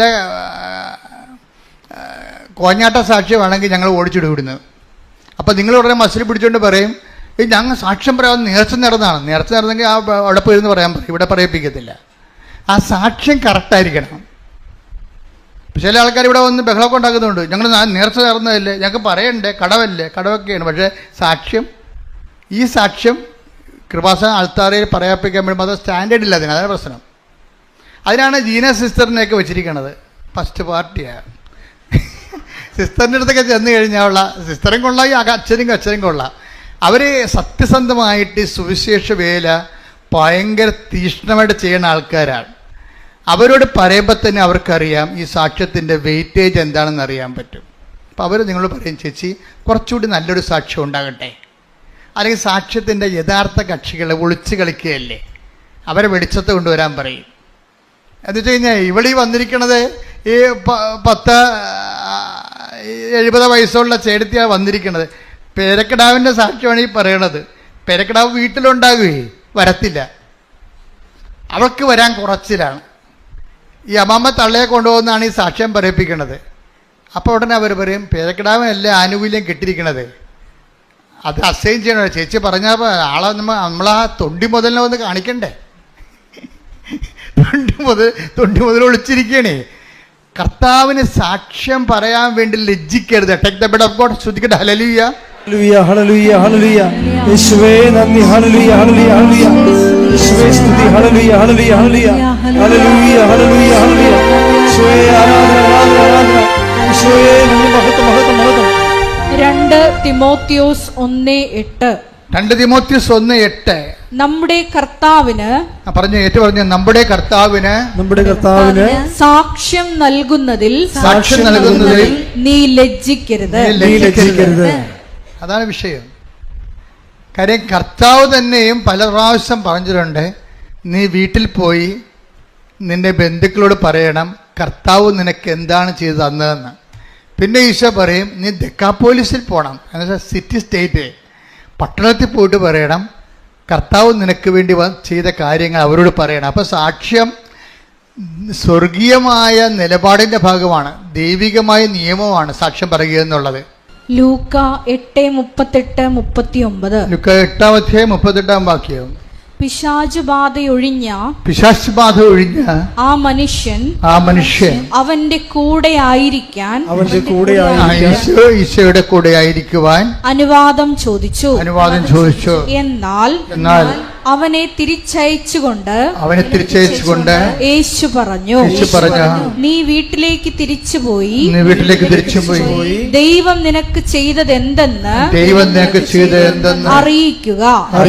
അവൻ പോയി യേശു തനിക്ക് വേണ്ടി ചെയ്ത കാര്യങ്ങൾ പട്ടണം മുഴുവൻ പ്രസിദ്ധമാക്കി. അവനോട് പറഞ്ഞത് വീട്ടിൽ പോയി പറയാനാണ് പറഞ്ഞത്. പക്ഷെ അവനെന്ത് ചെയ്തു? വീട്ടിലും പറഞ്ഞ് പട്ടണത്തിലും പറഞ്ഞു. അങ്ങനെയായിരിക്കണം സാക്ഷ്യം പോകേണ്ടത്. കർത്താവ് നമുക്ക് വേണ്ടി ചെയ്തത് എന്തെന്നുള്ളത് ആദ്യം ബോധ്യപ്പെടുത്തുന്നത് ആരെയാണ്? വീട്ടുകാരെയാണ് ബോധ്യപ്പെടുത്തേണ്ടത്. വീട്ടുകാരെ ബോധ്യപ്പെടുത്തുമ്പോൾ എന്ത് പറ്റും? അവർക്ക് വിശ്വാസം വർദ്ധിക്കും. വിശ്വാസം വർദ്ധിച്ചു കഴിഞ്ഞാൽ, ഇപ്പം റീന അടുത്തല്ലേ ഈ അനിത ടോമി പറയണത് എന്താണ്? എനിക്ക് ക്യാൻസറാണ് എന്ന് പറയുമ്പോൾ എനിക്ക് ബയോപ്സിക്ക് വിട്ടിരിക്കുകയാണ്, എനിക്ക് ഡിപ്രഷനാണ് എന്ന് പറഞ്ഞപ്പോൾ ഈ സൈക്കാട്രിനെ കാണാൻ പറഞ്ഞിരിക്കുകയാണെന്ന് പറയുമ്പോൾ റീന പറയുന്നത്, നീ ഒരു സൈക്കാട്രിനെയും കാണണ്ട, നിനക്കൊരു ഡിപ്രഷനും ഇല്ല. ആരാണ് തീരുമാനിക്കണത്? പ്രേക്ഷിത തീരുമാനിക്കും. അതാണ് അധികാരം, ആത്മീയ അധികാരമാണ്. കർത്താവിൻ്റെ നാമത്തിലാണ് അവരില്ലെന്ന് പറയണത്. ഇല്ലെന്ന് പറഞ്ഞാൽ ഇല്ല. Praise the Lord. Hallelujah, hallelujah, ശ്രദ്ധിക്കട്ടെ. ഹല്ലേലൂയ, ഹല്ലേലൂയ, ഹല്ലേലൂയ, ഹല്ലേലൂയ, ആരാധന, ആരാധന,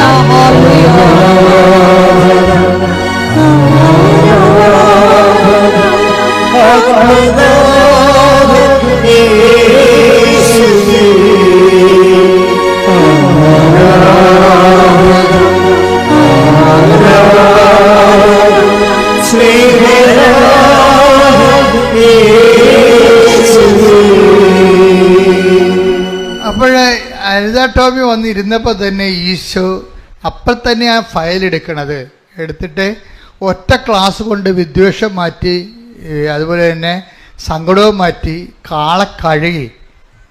അപ്പോൾ ഉടമ്പടി ക്ലാസ് നിസ്സാരമല്ല. ക്ലാസ് നിങ്ങൾ കേൾക്കണം, നല്ലതാണ് എപ്പോഴും. ക്ലാസ് മാത്രമല്ല, അതിൻ്റെ മുഴുവനും ഫോളോ അപ്പ് ആദ്യ ചൊവ്വാഴ്ച ധ്യാനത്തിലാണ് ഉള്ളതേ. അതാണ് ആദ്യ ചൊവ്വാഴ്ച ധ്യാനം കൂടണമെന്ന് പറഞ്ഞതിൻ്റെ കാര്യം.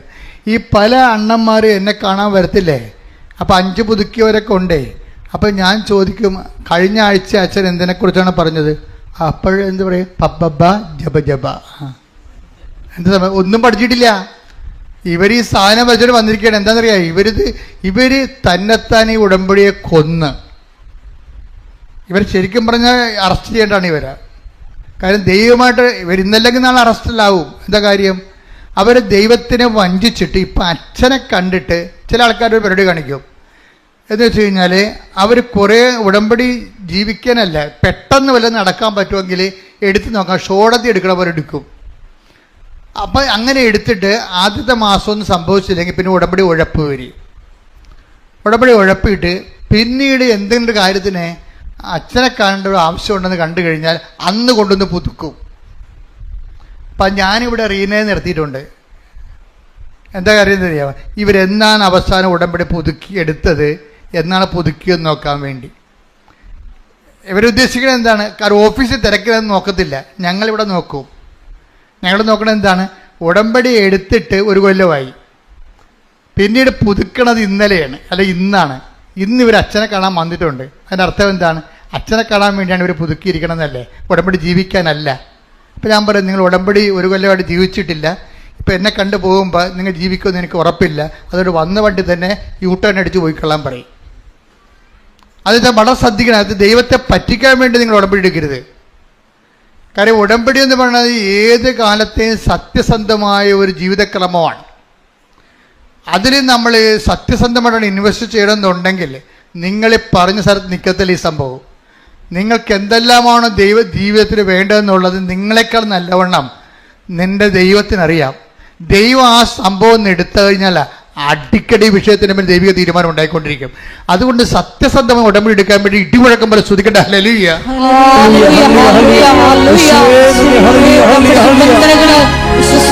പാലിക്കാനുള്ള അധിക അഭിഷേകം ഞങ്ങൾക്ക് നൽകണമേ, അധിക കൃപ നൽകണമേ. പരിശുദ്ധ പരമ ദിവ്യകാരുണ്യത്തിന് ആരാധനയും സ്തുതിയും പുകഴ്ചയും പരിശുദ്ധ പരമ ദിവ്യകാരുണ്യത്തിന് ആരാധനയും സ്തുതിയും പുകഴ്ചയും പരിശുദ്ധ പരമ ദിവ്യകാരുണ്യത്തിന് ആരാധനയും സ്തുതിയും പുകഴ്ചയും ഉണ്ടായിരിക്കട്ടെ. അപ്പോൾ ആ ക്ലാസ്സിൽ തന്നെ കർത്താവ് അവളെ വിശുദ്ധീകരിച്ചു. അവളുടെ വിദ്വേഷമെല്ലാം പോയി, അവളുടെ ദേഷ്യമെല്ലാം മാറി, അവൾ ശരിക്കും ഒരു വിശുദ്ധിയിലേക്ക്, അവൾ ഒറ്റ ക്ലാസ് കൊണ്ട് തന്നെ അവൾ വിശുദ്ധീകരിക്കപ്പെട്ടു. ഇവളുടെ ഈ മെഡിക്കൽ സീറ്റ് ഉണ്ടായത് കാരണം അന്ന് തന്നെ ആൾക്കാരെ വന്ന് എന്നെ കാണാൻ ഒരു അവസരം കിട്ടി. എനിക്കിവ അന്ന് ഈ സബ്ജക്റ്റിനെ കുറിച്ചൊന്നും അറിയത്തില്ലല്ലോ. ഞാൻ അവളുടെ ഈ ബയോപ്സിക്ക് വിട്ടി, തൊണ്ടയിൽ ബയോപ്സി FNAC ചെയ്തപ്പോഴും ഒരു മുഴയല്ല 3 മുഴയുണ്ട്. 1 മുഴ ക്യാൻസറസ് ആണ്. അത് നമ്മൾ അറിയപ്പെടാതിരുന്ന മുഴയാണ് ക്യാൻസറസ്. അതിൻ്റെ സാമ്പിൾ ടെസ്റ്റിൽ ക്യാൻസറസ് ആണത്. അപ്പോൾ ക്യാൻസറസ് ആയിട്ടാണ് ഇവിടെ വരണത്. പക്ഷെ ഞാനിത് ഇവളുടെ ഈ മെഡിക്കൽ പേപ്പർ കൊണ്ടുപോയി അമ്മയുടെ മധ്യസ്ഥന് വെച്ചു. പ്രത്യക്ഷീകരണ പ്രാർത്ഥനയുടെ പ്രധാനപ്പെട്ട പ്രസക്ത ഭാഗങ്ങൾ ചൊല്ലി ഈശോൻ്റെ അടുത്ത് കൊണ്ടുപോയി വെച്ച് വിശ്വപ്രമാണം ചൊല്ലി. നിങ്ങൾ ഓർക്കുന്നുണ്ടോ ഞാനതിൻ്റെ വലിയ ആനക്കായ പ്രാർത്ഥനയാണ് ചെല്ലണമെന്ന്? ഇല്ല, പ്രാർത്ഥനയെല്ലാം കത്തോലിക്ക സഭയുടെ പ്രാർത്ഥനയേ ഉള്ളൂ. ആ വിശ്വാസ പ്രമാണം പിന്നെ ഒരു പ്രശ്നം എന്ന് പറയുന്നത്, വിശ്വാസ പ്രമാണമൊക്കെ ചെല്ലുമ്പോൾ ഇത്തിരി നമ്മൾ തമ്മിൽ ചെല്ലുമ്പോൾ ഇത്തിരി വ്യത്യാസം ഉണ്ടാകുന്നേ ഉള്ളൂ. കാര്യം നിങ്ങളിത് പ്രാർത്ഥനയായിട്ട് പട്ടിക പോലെ ചെല്ലുകയാണ്. 1 മനസ്സിലല്ലേ? ഏക ദൈവത്തെ ഞാൻ വിശ്വസിക്കുന്നു. ഏക ദൈവം 10,000 നമുക്കെന്താണെന്ന് മനസ്സിൽ എന്താണ് പറയണമെന്നൊക്കെ കുറിച്ചൊരു ഐഡിയയും ഇല്ലേ? ഏക ദൈവത്തിൽ വിശ്വസിക്കുമെന്ന് പറയുമ്പോഴേ ഏകമായാലും എന്ത് 10,000 എന്ത് ദൈവമല്ലേ, വിശ്വസിച്ചാൽ പോരെ. ഇങ്ങനെ ഒരു വാർത്താ മട്ടിലാണ് നിങ്ങൾ ഈ വിശ്വാസം കൈകാര്യം ചെയ്യണത്. ഞങ്ങൾ ഏകമെന്ന് പറഞ്ഞു കഴിഞ്ഞാൽ ദശാംശത്തിൽ പോലും 00 അത് ഷാർപ്പായിരിക്കും. കാര്യം ഞാൻ ഒരു മനുഷ്യനെ ഏക ദൈവത്തെ വിശ്വസിക്കണമെന്ന് ഒറ്റ വാക്ക് ചങ്ക് കൊണ്ട് പറഞ്ഞാൽ തീരാവുന്ന പ്രശ്നമേ ഇന്ന് മനുഷ്യനെ ഉണ്ടായിട്ടുള്ളൂ. അതാണ് ഞാൻ ഈ കൃപാസന ശുശ്രൂഷ കൊണ്ട് പഠിച്ചെടുത്തത്.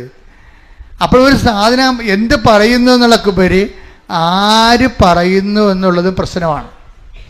നമ്മൾ എന്ത് പറയുന്നു എന്നുള്ളത് പോലെ തന്നെ പ്രശ്നമാണ് ആര് പറയുന്നു എന്നുള്ളത്. ഞാൻ എപ്പോഴും നിങ്ങളോട് പറയും, നിങ്ങളുടെ വാല്യൂ ആഡ് ചെയ്യണമെന്ന് പറയും. എന്ന് വെച്ച് കഴിഞ്ഞാൽ വാല്യൂ ആഡ് ചെയ്യുക വെച്ച് കഴിഞ്ഞാൽ നമ്മളുടെ കഴിഞ്ഞകാല ജീവിതങ്ങൾ സുവിശേഷത്തിന് വേണ്ടി നമ്മൾ കട്ട സഹിച്ചത്. ഇവളെന്ത് ചെയ്ത്, അനിത ടോമി എന്താ ചെയ്തിരിക്കണത്? ക്ലാസ് കേട്ടപ്പോഴെന്ത് ചെയ്ത്, ക്ലാസ് കേട്ട് കഴിഞ്ഞപ്പോൾ ഇവൾ പോയി കുമ്പസാരിച്ച്. ക്ലാസ് കേട്ടപ്പോൾ കുമ്പസാരിക്കണമെന്ന് വെച്ച് കഴിഞ്ഞാൽ ഈ കുഴാഴ്ച കുമ്പസാരമല്ല, കുഴയത്തെ കുമ്പസാരം അറിയാമല്ലോ, ചത്തവർക്ക് വേണ്ടി മരിച്ചവർക്ക് കുമ്പസാരിക്കണം. അതായത് ഒരു പശ്ചാത്താപം കാണത്തില്ല പിശാചിന്. അച്ഛൻ കുമ്പസാരം കൂടി ഇരിക്കണ കാരണം അവിടെ പോയി എന്തെങ്കിലും പറയണമെന്ന് ചോദിച്ചാൽ പണ്ടത്തെ പട്ടിക പറഞ്ഞു പോകും. എൻ്റെ അടുത്താണെങ്കിൽ അപ്പം അപ്പോൾ പിടിവരുവാവും. എനിക്കറിയാം കള്ളത്തറയിൽ പറയണമെന്നും ഈ സത്യസന്ധതയല്ലെന്നും. ഞാൻ പറഞ്ഞു മാറുന്നേ, നിങ്ങളിപ്പോൾ എന്താ പറഞ്ഞത്? ഈ സംഭവമല്ലേ നേരത്തെയും പറഞ്ഞത്? നിങ്ങൾ എന്താ ഉദ്ദേശിക്കുന്നത്? മരിച്ചവരുടെ ആത്മശാന്തിക്ക് വേണ്ടിയാണോ ഇത് കുമ്പസാരിക്കുന്നത്? ഇത് സത്യമായ സന്തോഷമായ കുമ്പസാരമാണോ? ഞാൻ ചോദിക്കും. എന്താ കാര്യം കഴിഞ്ഞാൽ എൻ്റെ ഉദ്ദേശം എന്താണ്? ഇവരെ കുമ്പസാരിപ്പിക്കുക എന്നുള്ളതിനേക്കാൾ ഉപരി ഇവരെ വിശുദ്ധീകരിക്കുക, സുവിശേഷത്തിൻ്റെ സാക്ഷിയാക്കുകയാണ്. അത് നല്ല. ഇപ്പം നിങ്ങളോട് ശാന്തമില്ലാതെ സംസാരിച്ചെങ്കിൽ ഞാൻ ജനങ്ങളോട് സൗമ്യമായിട്ട് സംസാരിക്കത്തുള്ളൂ. പക്ഷേ എന്താ പ്രശ്നം വെച്ചാൽ അവരെ കുറ്റം പറഞ്ഞൊരു കാര്യമില്ല, അവർക്കറിയത്തില്ല. അവർക്ക് യാന്ത്രികമായിട്ട് ഇങ്ങനെ ചെയ്യണതാണ് പല കാര്യങ്ങളും. പക്ഷെ റീന ഇങ്ങനെ, അല്ലെങ്കിൽ അനിത ടോമി ഇങ്ങനെ യാന്ത്രികമായിട്ട് ചെയ്യണതല്ല. അനിത ടോമി ആത്മാർത്ഥമായിട്ട് ദൈവത്തോട് എനിക്കുള്ള ബന്ധം മുറിഞ്ഞുപോയി. എൻ്റെ വൈരാഗ്യവും, കാര്യം ദൈവം സ്നേഹമല്ലേ. അപ്പോൾ എൻ്റെ വൈരാഗ്യം, വിദ്വേഷം, അതെല്ലാം കൊണ്ട് അത് മുറിഞ്ഞുപോയി. അപ്പോൾ എനിക്ക് ദൈവത്തോട് അടുത്ത് ജീവിക്കണം. സങ്കടമാണ് ആളിനെ. കണ്ട, ഒരാളിൻ്റെ ഇപ്പോൾ കുമ്പസാരത്തിൽ മിനിമം പശ്ചാത്താപം ഇല്ലെങ്കിൽ നിങ്ങൾ കുമ്പസാരത്തിൽ എന്താ കാര്യമായിരിക്കണം? ഏറ്റവും മനുഷ്യന് വേണ്ടത് തങ്ങളുടെ, അതാണ് പാപങ്ങളെല്ലാം ക്രമമായി ഓർക്കണത്, ചെയ്ത പാപത്തെക്കുറിച്ച് പശ്ചാത്തപിക്കുന്നത്. അതാണ് നല്ല കുമ്പസാരം. എവിടെ എഴുതി വെച്ചിട്ടുണ്ട്. നോമ്പ് കാലമായതുകൊണ്ട് കർത്താവ് എന്നിലൂടെ നിങ്ങളോട് ഇതെല്ലാം പറഞ്ഞു തരികയാണ്. മനസ്സിലായില്ലേ? അപ്പം അതുകൊണ്ട് ഇതെല്ലാം കൃത്യമായിട്ട് ചെയ്യണം. അപ്പം ഈ അനിത ടോമിയുടെ കുമ്പസാരം കഴിഞ്ഞപ്പോൾ കുമ്പസാരക്കാരൻ പറഞ്ഞു, അനിതേ, നിനക്ക് പ്രശ്നങ്ങളുണ്ട്, പ്രയാസങ്ങളുണ്ട്, അതെല്ലാം ശരിയാണ്. നീ ഒത്തിരിയേറെ തെറ്റിദ്ധരിക്കപ്പെട്ടിട്ടുണ്ട്, ഒറ്റപ്പെട്ടിട്ടുണ്ട്, സങ്കടപ്പെട്ടിട്ടുണ്ട്, അതൊക്കെ ശരിയാണ്. നിനക്ക് എന്തുകൊണ്ട് നമ്മുടെ കർത്താവിൻ്റെ പീഡാനുഭവങ്ങളോടുകൂടെ ഇതങ്ങോട്ട് കൂട്ടിവെക്കാൻ പാടില്ല? എന്തുകൊണ്ട് നിനക്ക് നമ്മുടെ കർത്താവ് വല്ല തെറ്റും ചെയ്താ? ആരുടെങ്കിലും കടുത്തേക്ക് കയറിയാ? ആരെങ്കിലും നിന്ദിക്കുന്ന വല്ലതും ചെയ്താ? ആരെങ്കിലും ഉപദ്രവിച്ച? ഒരു തെറ്റും ചെയ്യാതെ അല്ലേ കർത്താവ് ഇത്രയും അനുഭവിച്ചത്. അപ്പം നിൻ്റെ അനുഭവങ്ങളെ കർത്താവിൻ്റെ പീഡാനുഭവത്തിൽ കൂട്ടിവെക്കുമ്പോൾ നീ കർത്താവിൻ്റെ രക്ഷണീയമായ കൃത്യത്തിൽ പാപശാപത്തിന് വേണ്ടിയുള്ള കർത്താവിൻ്റെ പീഡാസഹനങ്ങളിൽ നീ പങ്കെടുക്കുകയല്ലേ ചെയ്യണത്. അപ്പോൾ പരമപിതാവ് പ്രസാദിച്ച് കർത്താവിന് കൃപ കൊടുത്ത പോലെ നിന്നെയും കർത്താവ് കൃപ തന്ന് അനുഗ്രഹിക്കുക. എന്ത് സുന്ദരമായ ഉപദേശമാണ് ആ ഉപദേശം. അനിത ടോമി അങ്ങനെ തന്നെ ഇങ്ങനെ പറയുകയാണത്. ഇവളെ സൈക്കാട്രിസ്റ്റ് ട്രീറ്റ്മെൻറ്റ് വിട്ട ആളാണേ. റീനയാണ് വഴി പിരിച്ചിട്ട് കറക്റ്റ് ട്രീറ്റ്മെൻറ്റ് വിടണത്. റീനയാണ് പറഞ്ഞത് നിൻ്റെ കാര്യം കൃപാസനം മാത്രം നോക്കിക്കൊള്ളൂ എന്ന് പറഞ്ഞ്, നിനക്കൊരു ഡിപ്രഷൻ ഇല്ലെന്ന് പറഞ്ഞ്. ഇപ്പം എന്നാ പറ്റി? ഒരു കുമ്പസാരം കൂടി കഴിഞ്ഞപ്പോൾ ആൾ ഊക്കിയായി. അതിനുശേഷമാണ് വന്ന് അച്ഛനെ കാണുന്നത്. കണ്ടു കഴിയുമ്പോൾ ഞാനെന്ത് ചെയ്യണത്, ഞാനീ സംഭവം എടുത്തിട്ട് ഇവളുടെ ക്യാൻസർസ് ആയിട്ടുള്ള റിപ്പോർട്ട് അമ്മയെടുത്ത് കൊണ്ടേ കൊടുക്കും. അമ്മയുടെ മധ്യസ്ഥമല്ലേ, ആ പച്ച മഷി കൊണ്ട് ഒന്ന് വരച്ചേക്കാൻ പറയും. കാര്യം എന്താണ്, അവൾ ജീവിക്കാൻ തുടങ്ങിയതല്ലേ ഉള്ളവൾ. ആ പച്ച മഷി കൊണ്ട് വരച്ചാൽ പിന്നെ ഈശോ നോക്കത്ത് പോലും ഇല്ല, യാതൊരു ഒബ്ജക്ഷനും ഉന്നയിക്കത്തില്ല. അതാണല്ലോ ഉടമ്പടിയുടെ രഹസ്യം എന്ന് പറയുന്നത്. അവൻ പറയണ പോലെ ചെയ്ത് ജീവിക്കുകയല്ലേ. പക്ഷെ അവൻ പറയണ പോലെ ചെയ്ത് ജീവിച്ചോളാവും. ദൈവത്തിന് ഉറപ്പ് വേണം. അവിടെയാണ് നമ്മുടെ റിസ്ക്. അതാണ്. അല്ല ഇവിടെ കൊണ്ടുവന്ന് പശു പ്രസവിക്കണം, അമ്മ പ്രസവിക്കണം എന്ന് പറഞ്ഞ് എഴുതി വെക്കത്തില്ലേ? രണ്ടും പ്രസവമാണല്ലോ. ഞാൻ എപ്പോഴും പറയും, നിങ്ങളെ കളിയാക്കണം അങ്ങനെയാണ്. ഓരോ അണ്ണന്മാർ കിട്ടുമ്പോൾ തന്നെ കുത്തിരുന്ന് എഴുതുകയാണ്. 6 കാര്യം പറയുമ്പോൾ 60 കാര്യം എഴുതിയിട്ട് തിരിയില്ല. അവർക്ക് കാര്യങ്ങൾ മാത്രമേ ഉള്ളൂ, കർത്താവ് മാത്രമേ ഇല്ല. കാര്യങ്ങൾ മാത്രമേ ഉള്ളൂ, കർത്താവ് മാത്രമേ ഇല്ല. ചിലർക്ക് കാര്യങ്ങൾ കർത്താവ് തന്നെ ആയിരിക്കും. കർത്താവ് എൻ്റെ കാര്യമെന്ന് പറഞ്ഞാൽ നീയാണ്. നിന്നെ പിരിഞ്ഞ് ജീവിക്കാൻ ഇടവരുത്തരുത്, നിൻ്റെ കൂടെ ജീവിക്കാൻ എന്നെ സഹായിക്കണം. അപ്പം വിഷയം മാറി. അപ്പം ദൈവത്തെ ജെനുവിനാണെന്ന് മനസ്സിലാവും. ദൈവത്തിന് വേണ്ടി ജീവിക്കാൻ വേണ്ടിയല്ലേ ഇത്രയും കഷ്ടപ്പെടുന്നത്.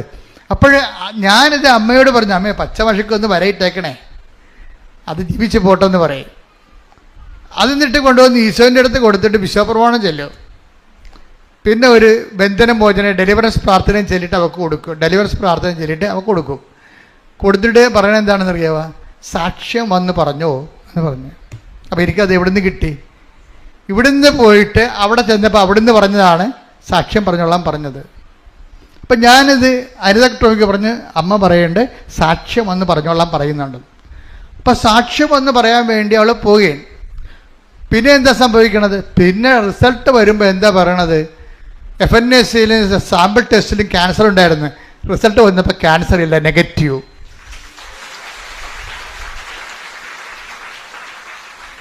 അപ്പം ഇതാണ് ഉടമ്പടി. പക്ഷേ ഉടമ്പടിയിൽ എന്ന് പറയണത്, ഞാൻ എന്തുകൊണ്ടാണ് നിങ്ങളോട് ഇങ്ങനെ പറയണത്, ശാസിച്ചൊക്കെ സംസാരിക്കണമെന്ന് വെച്ച് കഴിഞ്ഞാൽ നിങ്ങളോട് വഴക്കുണ്ടാവുള്ളതല്ല, നിങ്ങളെ ഈ അലംഭാവവും ആലസ്യവും ഒക്കെ മാറ്റിയിട്ട് വൃത്തിയും മെനയുമായിട്ട് കുറച്ച് സീരിയസ് ആയിട്ട് ഉടമ്പടിയിലോട്ട് വരണം. അതിനാണ് ഞാൻ വഴക്കുണ്ടാക്കുന്നത്. അല്ല വേറെ പ്രശ്നങ്ങളൊന്നുമില്ല. അച്ഛൻ്റെ സ്വഭാവം ഇതാണെന്ന് നിങ്ങൾ പറഞ്ഞ കാര്യമില്ല. കാര്യം എൻ്റെ സ്വഭാവം ഇതല്ലേ, ഞാൻ വളരെ സൗമ്യയോട് സംസാരിക്കുന്ന ആളാണ്. പക്ഷേ എൻ്റെ പ്രോബ്ലം എന്ന് വെച്ച് കഴിഞ്ഞാൽ നിങ്ങൾ ഉഴപ്പായിട്ട് പലപ്പോഴും തോന്നിയിട്ടുണ്ട് പലരും. അവരൊരു സൈഡ് ആരെങ്കിലും പറഞ്ഞപ്പോൾ കേട്ട്, എന്നാൽ ഇപ്പം അവർക്ക് ഞങ്ങളുടെ കിഴക്കേ വീട്ടിൽ കിട്ടിയ അനുഗ്രഹം, പടിഞ്ഞാറേ വീട്ടിൽ കിട്ടിയ അനുഗ്രഹം, ഇനിയിപ്പോൾ നമ്മൾ മാത്രം, ഇനിയിപ്പോൾ നമുക്കായിട്ട് കുറയേണ്ട കാര്യം, നമുക്ക് എന്നാൽ നീയും ഉടമ്പടി എടുക്കരുതെന്ന് പറയും. ഈ ഉടമ്പടി തുടങ്ങിയ കാലം 2015. 2016 ഒരു ചേടുത്തി വന്നായിരുന്നു ഇവിടെ. ഒരു മോള് പൂങ്കാവിൽ പോകാൻ പോണ വഴിക്കാണ് ഇവിടെ വന്ന്. അപ്പോൾ ഇവിടെ വന്നിട്ട് കലവൂരിറങ്ങി 1 കിലോ ചെമ്മീൻ മേടിച്ചു ചന്തയെന്ന്. ചെമ്മീനും മേടിച്ച് ഇവിടെ വന്ന് നിൽക്കുക. അപ്പോൾ എന്നിട്ട് ഇവിടെ വന്ന് ഉടമ്പടി എടുത്ത്. അപ്പോൾ പറഞ്ഞേ, എൻ്റെ കൊച്ചെ ഒന്ന് വെറുതെ വേഗം വിടണുണ്ടായി, ചെമ്മീൻ ചീഞ്ഞു പോകുന്നു. എന്ത് പറയാനാണ്? അങ്ങനെയുള്ള ആൾക്കാർ ഉടമ്പടി എടുത്തിട്ടുണ്ട് പണ്ട്. പക്ഷെ അന്ന് കൗൺസിലേഴ്സ് ഒക്കെ കൃത്യമായിട്ട് അവരെ പറഞ്ഞ് കൃത്യമായിട്ട് മനസ്സിലാക്കി അവരെ കറക്റ്റ് ചെയ്താണ് വിട്ടിട്ടുണ്ട്. അപ്പം അവർ സൈഡായിട്ട് പോകുന്ന വഴിക്ക്, എന്നാൽ ആലപ്പുഴ അളിയൻ്റെ വീട്ടിൽ പോകുകയല്ലേ എന്നൊരു ഉടമ്പടി എടുത്തേക്കാമെന്ന് പറഞ്ഞു. അങ്ങനെ വഴിക്ക് പോകുന്ന വഴിക്ക് കയറിയാൽ ഉടമ്പടി വർക്കൗട്ട് ചെയ്യത്തില്ല. അതുകൊണ്ടാണ് നമ്മളിവിടെ അച്ഛന്മാർക്കെല്ലാം നിർദ്ദേശം കൊടുത്തിട്ടുണ്ട്, വന്ന ആൾക്കാരെ പ്രാർത്ഥിക്കാൻ നിൽക്കരുതെന്ന് പറഞ്ഞിട്ടുണ്ട്.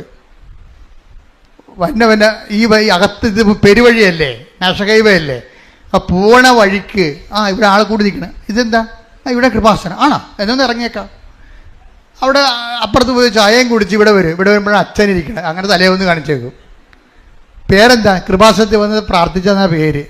എന്ത് ഇവൻ്റെ മിക്കവാറും പൊറുക്കാൻ കഴിക്കണം, മരിക്കാനാകും. പിറ്റേ ആഴ്ചയിൽ എന്താ ഇവൻ തമ്പുരാന് പണി തന്നിരിക്കണല്ല, പോണ വഴിക്ക് കയറി തമ്പുരാന് പണി കൊടുത്തിരിക്കണാണ്. അപ്പം അത്രയും പ്രാധാന്യമേ ഉള്ളു. നമ്മൾ അഡ്രസ്സ് ചെയ്യരുത്. നമ്മൾ അഡ്രസ്സ് ചെയ്യേണ്ടത് അവരെ ഉടമ്പടി എടുത്ത് ഇതിനു വേണ്ടി തന്നെയാണ് വന്നതെന്ന് നമ്മൾ നോക്കണം.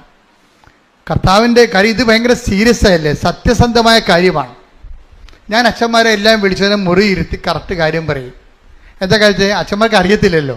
ഒന്ന് പ്രാർത്ഥിക്കുക, നമ്മൾ പ്രാർത്ഥിക്കാൻ വേണ്ടിയില്ല അഭിഷേകം മേടിച്ചിരിക്കണത്, അങ്ങോട്ട് പ്രാർത്ഥിച്ചേക്കാം. നമ്മൾ അത്രയും കയ്യൊന്നും നികളണ്ട. എന്താ കാര്യം? ഈ കക്ഷി ഇതിനു വേണ്ടിയാണ് വന്നത്. ഇത് ഉടമ്പടി ധ്യാന കേന്ദ്രമാണ്. ലോകത്തിൽ ഇവിടെ മാത്രം എന്താ ഉടമ്പടി തരാൻ കാര്യം? അത് ഒറ്റ ചിന്ത പോരെ, അത് നിലനിൽപ്പാണ്. എന്ന് വെച്ച് കഴിഞ്ഞാൽ നമ്മൾ 5 മിനിറ്റ് നമ്മുടെ ചുണ്ട് ചലിപ്പിച്ചാലും കർത്താവിന് പ്രയോജനം ഉണ്ടാകണം തന്നെ ഞാൻ ഈ 30 കൊല്ലം ചിന്തിച്ചിരിക്കണത്.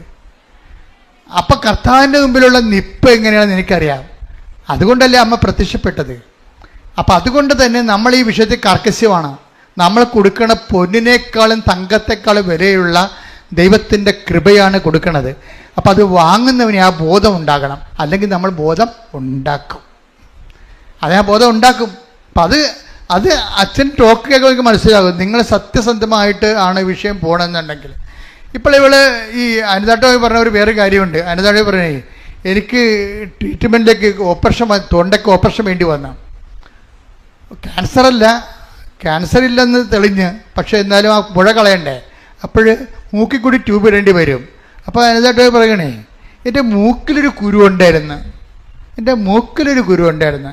അപ്പോൾ എനിക്ക് പേടിയായിരുന്നു, മൂക്കിലൂടെ ട്യൂബ് കയറ്റി കഴിയുമ്പോൾ ആ കുരുവൽ ഉരഞ്ഞാൽ എനിക്ക് ഭയങ്കര സീനാവും, എന്ത് ചെയ്യൂ? അപ്പോൾ ഞാൻ എന്ത് ചെയ്ത്, ഞാൻ ഉടമ്പടി തൈലം എടുത്തിട്ട് ബിഷോപ്രമാണെങ്കിലും മൂക്കിൻ്റെ അകത്ത് കൈയിട്ട് തേച്ച്, അത് കാണാനില്ലെന്ന്. അതെന്ന് വെച്ചാൽ നമ്മൾ സത്യസന്ധമായിട്ടാണ് വിഷയം കൈകാര്യം ചെയ്യണമെന്നുണ്ടെങ്കിൽ നമ്മളെക്കാൾ സത്യസന്ധമായിരിക്കും ദൈവം സത്തയിൽ തന്നെ സത്യസന്ധനാണ്.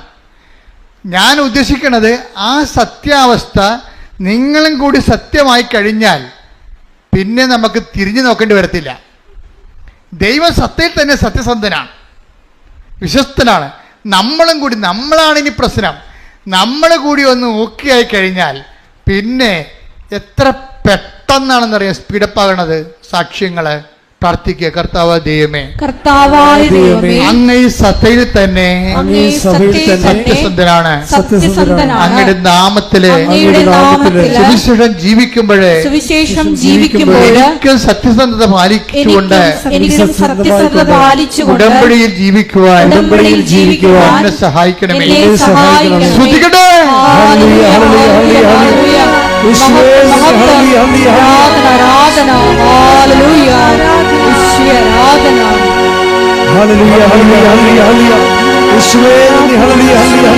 വിശുദ്ധ പരമദിവ്യകാരുണ്യത്തിന് ആരാധനയും സ്തുതിയും പുകഴ്ചയും ഉണ്ടായിരിക്കട്ടെ.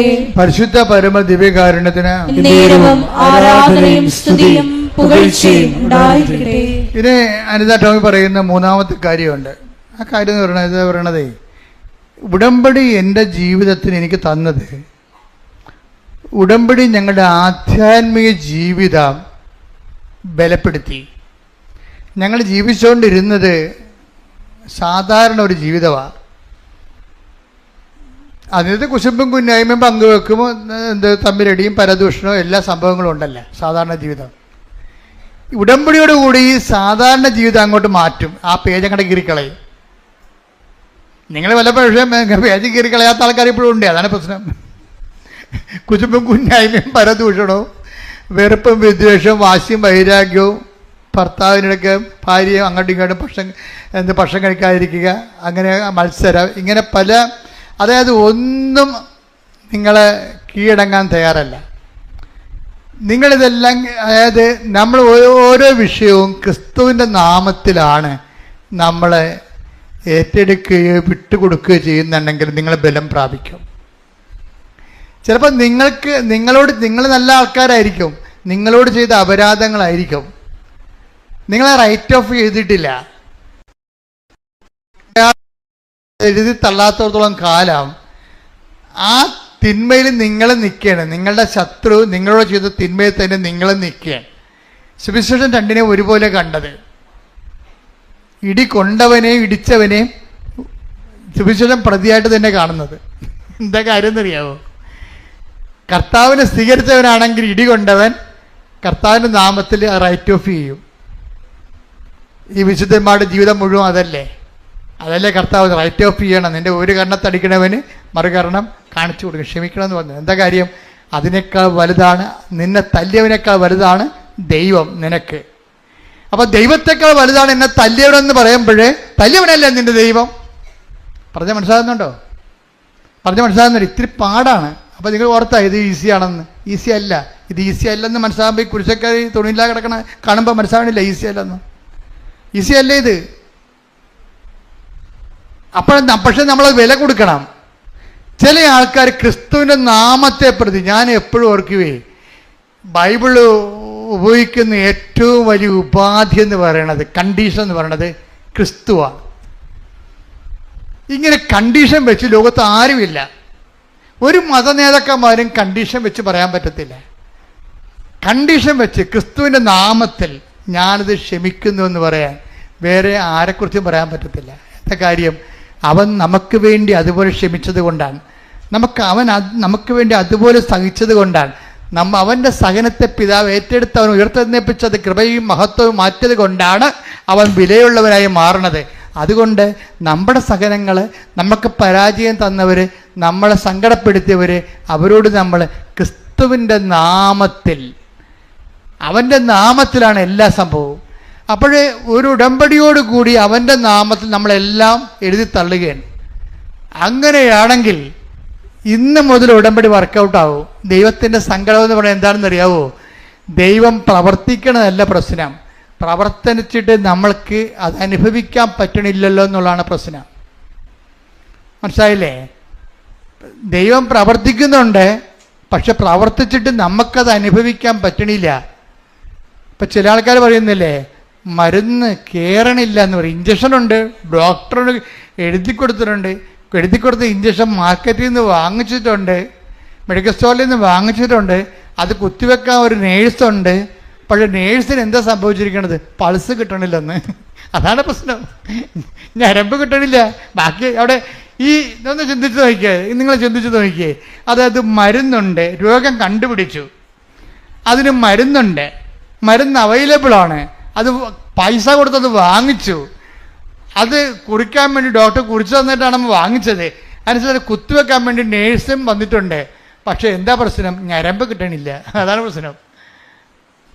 അവിടെ ഇവിടെ ഇടിച്ചൊക്കെ നോക്കണം, തിരുമ്പി നോക്കണം, പക്ഷെ ഞരമ്പ് കിട്ടണില്ല. ദൈവത്തിന് എല്ലാ ഉടമ്പടിയുണ്ട്, ഉടമ്പടിയിലൂടെ എല്ലാ വിഷയത്തിനും അനുഗ്രഹമുണ്ട്, നേർച്ച വസ്തുക്കളുണ്ട്, പക്ഷെ ഞരമ്പ് കിട്ടണില്ല. അതാണ് പ്രശ്നം. എന്താ കാര്യം? നിങ്ങളുടെ ഉള്ളിലോട്ട് ഇത് തള്ളിക്ക് ഈ മരുന്ന് കയറണില്ല. മരുന്നിന് എന്താ കയറാത്ത എന്താ കാര്യം? വൈരാഗ്യമുണ്ട്, വിദ്വേഷമുണ്ട്, അതുപോലെ തന്നെ പലതരത്തിലുള്ള പാപങ്ങളുണ്ട്. ഇനി ഈ ഉടമ്പടിക്കാലം കഴിഞ്ഞാൽ വീണ്ടും മുമ്പത്തേക്കാൾ ഇരട്ടി പാപം ചെയ്യാൻ വേണ്ടി തീരുമാനിച്ചിട്ടുണ്ട്. ഇതെല്ലാം കൊണ്ട് ഞരമ്പ് കിട്ടണില്ല. ഈ ഞരമ്പ് കിട്ടാത്ത രോഗികൾ ഉടമ്പടി എടുക്കാതിരിക്കണം നല്ലത്. എന്താ കാര്യം എന്ന് ആദ്യം നിങ്ങളിത് കറക്റ്റ് ചെയ്യണം. കാര്യം ഉടമ്പടി ഇന്ന് വരെ ഉള്ളതിൽ ഏറ്റവും ഉന്നതമായ മനുഷ്യരക്ഷാ പ്രവർത്തനത്തിൻ്റെ ദൈവിക നടപടിക്രമമാണത്. അപ്പം അതുകൊണ്ട് തന്നെ നിങ്ങൾ ക്രിസ്തുവിൻ്റെ നാമത്തെ പ്രതി ചില കാര്യങ്ങൾ ക്ഷമിച്ച് കളയണം, അല്ലെങ്കിൽ ഞരമ്പ് കിട്ടത്തില്ല. ക്രിസ്തുവിൻ്റെ നാമത്തെ പ്രതി നിങ്ങളോട് തന്നെയാണ് അപരാധം കാണിച്ചത്, ഒരു സംശയമില്ല. നിങ്ങളോട് തന്നെ അപരാധം കാണിച്ചത്, ഒരു സംശയമില്ല. അത് കണ്ടവരും വന്നവരും പോയവരും നിന്നവരും എല്ലാം നിങ്ങളോട് ചവിട്ടിക്കുട്ടിയാണ് പോയിരിക്കുന്നത്, ഒരു സംശയമില്ല.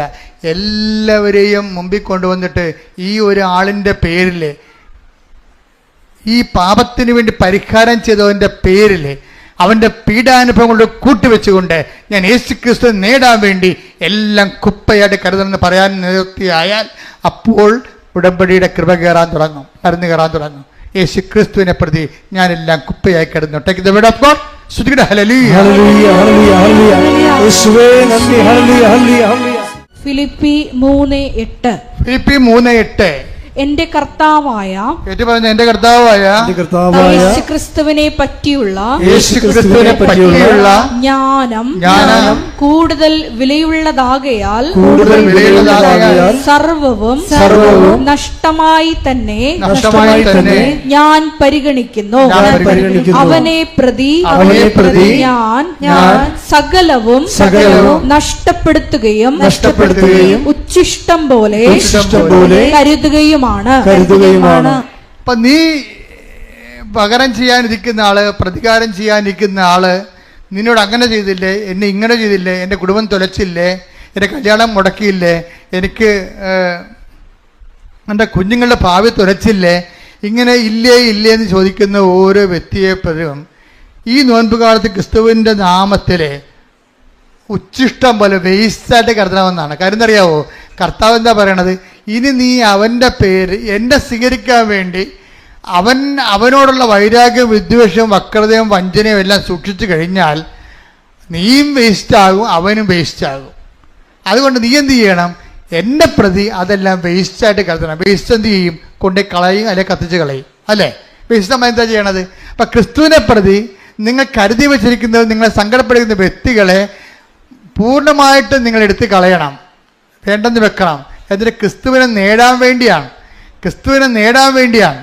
അപ്പം ക്രിസ്തുവിനെ നേടാൻ വേണ്ടി നിൻ്റെ വൈരാഗ്യം, ശത്രുത, വിദ്വേഷം, പിന്നെ നിങ്ങളെ സുഖിപ്പിക്കുന്ന മദ്യപാനമോ അല്ലെങ്കിൽ വേറെ എന്തെങ്കിലും മയക്കുമരുന്നോ അല്ലെങ്കിൽ വേറെ തരത്തിലുള്ള എന്തെങ്കിലും തരത്തിലുള്ള ദൈവത്തിന് നിരക്കാത്ത ലൈംഗിക ബന്ധങ്ങളോ എന്തായാലും ശരി, അതെല്ലാം വേസ്റ്റായിട്ട് കരുതാൻ വേണ്ടിയാണ് നമ്മൾ കരിക്കുരിശിട്ടിരിക്കണം നെറ്റിക്ക്. വേസ്റ്റായിട്ട് കരുതിക്കൊള്ളാമെന്നും പറഞ്ഞുകൊണ്ടാണ്. കാര്യം അതെല്ലാം പൊടിയാണ്, അവസാനം പൊടിയായിട്ട് മാറുക മാത്രമേ ഉള്ളൂ എന്ന്. അങ്ങനെ ഒരു തീരുമാനം എടുത്താൽ ഇന്നു മുതൽ ഉടമ്പടി ബേണാകാൻ തുടങ്ങും, ഫയറാകാൻ തുടങ്ങും. പ്രാർത്ഥിക്കുക. കർത്താവായ ദൈവമേ, ക്രിസ്തുവിന് നിരക്കാത്ത എല്ലാ അരൂപികളെയും ക്രിസ്തുവിനെ പ്രതി ഉച്ഛിഷ്ടം പോലെ കരുതുവാൻ എനിക്ക് അഭിഷേകം നൽകണമേ.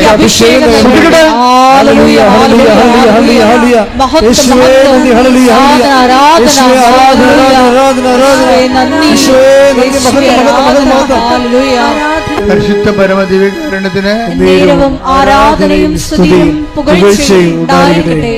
പരിശുദ്ധ പരമ ദിവ്യകാരുണ്യത്തിന് എന്നേരവും ആരാധനയും സ്തുതിയും പുകഴ്ചയും ഉണ്ടായിരിക്കട്ടെ. ഇപ്പൊ നിങ്ങൾ അനിത ടോമിയുടെ ചരിത്രം കേട്ടപ്പോൾ നമുക്ക് മനസ്സിലായില്ലേ? അനിത ടോമിയെ ഇറീന എന്ന് പറയുന്ന ഒരു പ്രേക്ഷിതയാണ് കൃപയിലേക്ക് കൊണ്ടുവരണത്.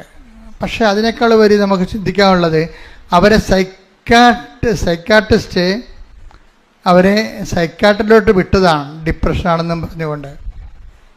അവർ ക്യാൻസർ പേഷ്യൻ്റാണ്. അപ്പോൾ ഇത്രയും ബുദ്ധിമുട്ട് നിൽക്കുന്ന ഒരു വ്യക്തി എങ്ങനെയാണ് ഇത്ര പെട്ടെന്ന് ഇന്ന് കാണുന്ന നിലവാരത്തിലേക്ക് ഉയർന്നത്? എങ്ങനെയാണ്? അത് മെഡിക്കേഷൻ കൊണ്ടല്ല, ശരിക്കും പറഞ്ഞാൽ ഒരു സാങ്കേതികമായ നൈപുണ്യം കൊണ്ടല്ല, മറിച്ച് എന്താണ്? അതായത് നമ്മളെ കഴിഞ്ഞ ദിവസം നമുക്ക് കണ്ടതാണ്. അതായത് നമ്മളിപ്പോൾ വെള്ളിയാഴ്ച ഉപവസിക്കുന്നവരുണ്ട്, ചൊവ്വാഴ്ച ഉപവസിക്കുന്നവരുണ്ട്, ഉടമ്പടി എടുക്കുക, അത് നോൻപിൻ്റെ ഉപവാസങ്ങൾ. ഉടമ്പടി എടുക്കുന്നവർ ബുധനാഴ്ച ഉപവസിക്കുക. അപ്പോൾ ശ്രദ്ധിക്കേണ്ട ഇതാണ്, ചൊവ്വാഴ്ച വെള്ളിയാഴ്ച ഉപവസിക്കേണ്ടത്. നോൻപിൻ്റെ ഉപവാസം എന്ന് പറയുന്നത് വെള്ളിയാഴ്ചയാണ് സാധാരണ കൂടുതൽ വരണത്.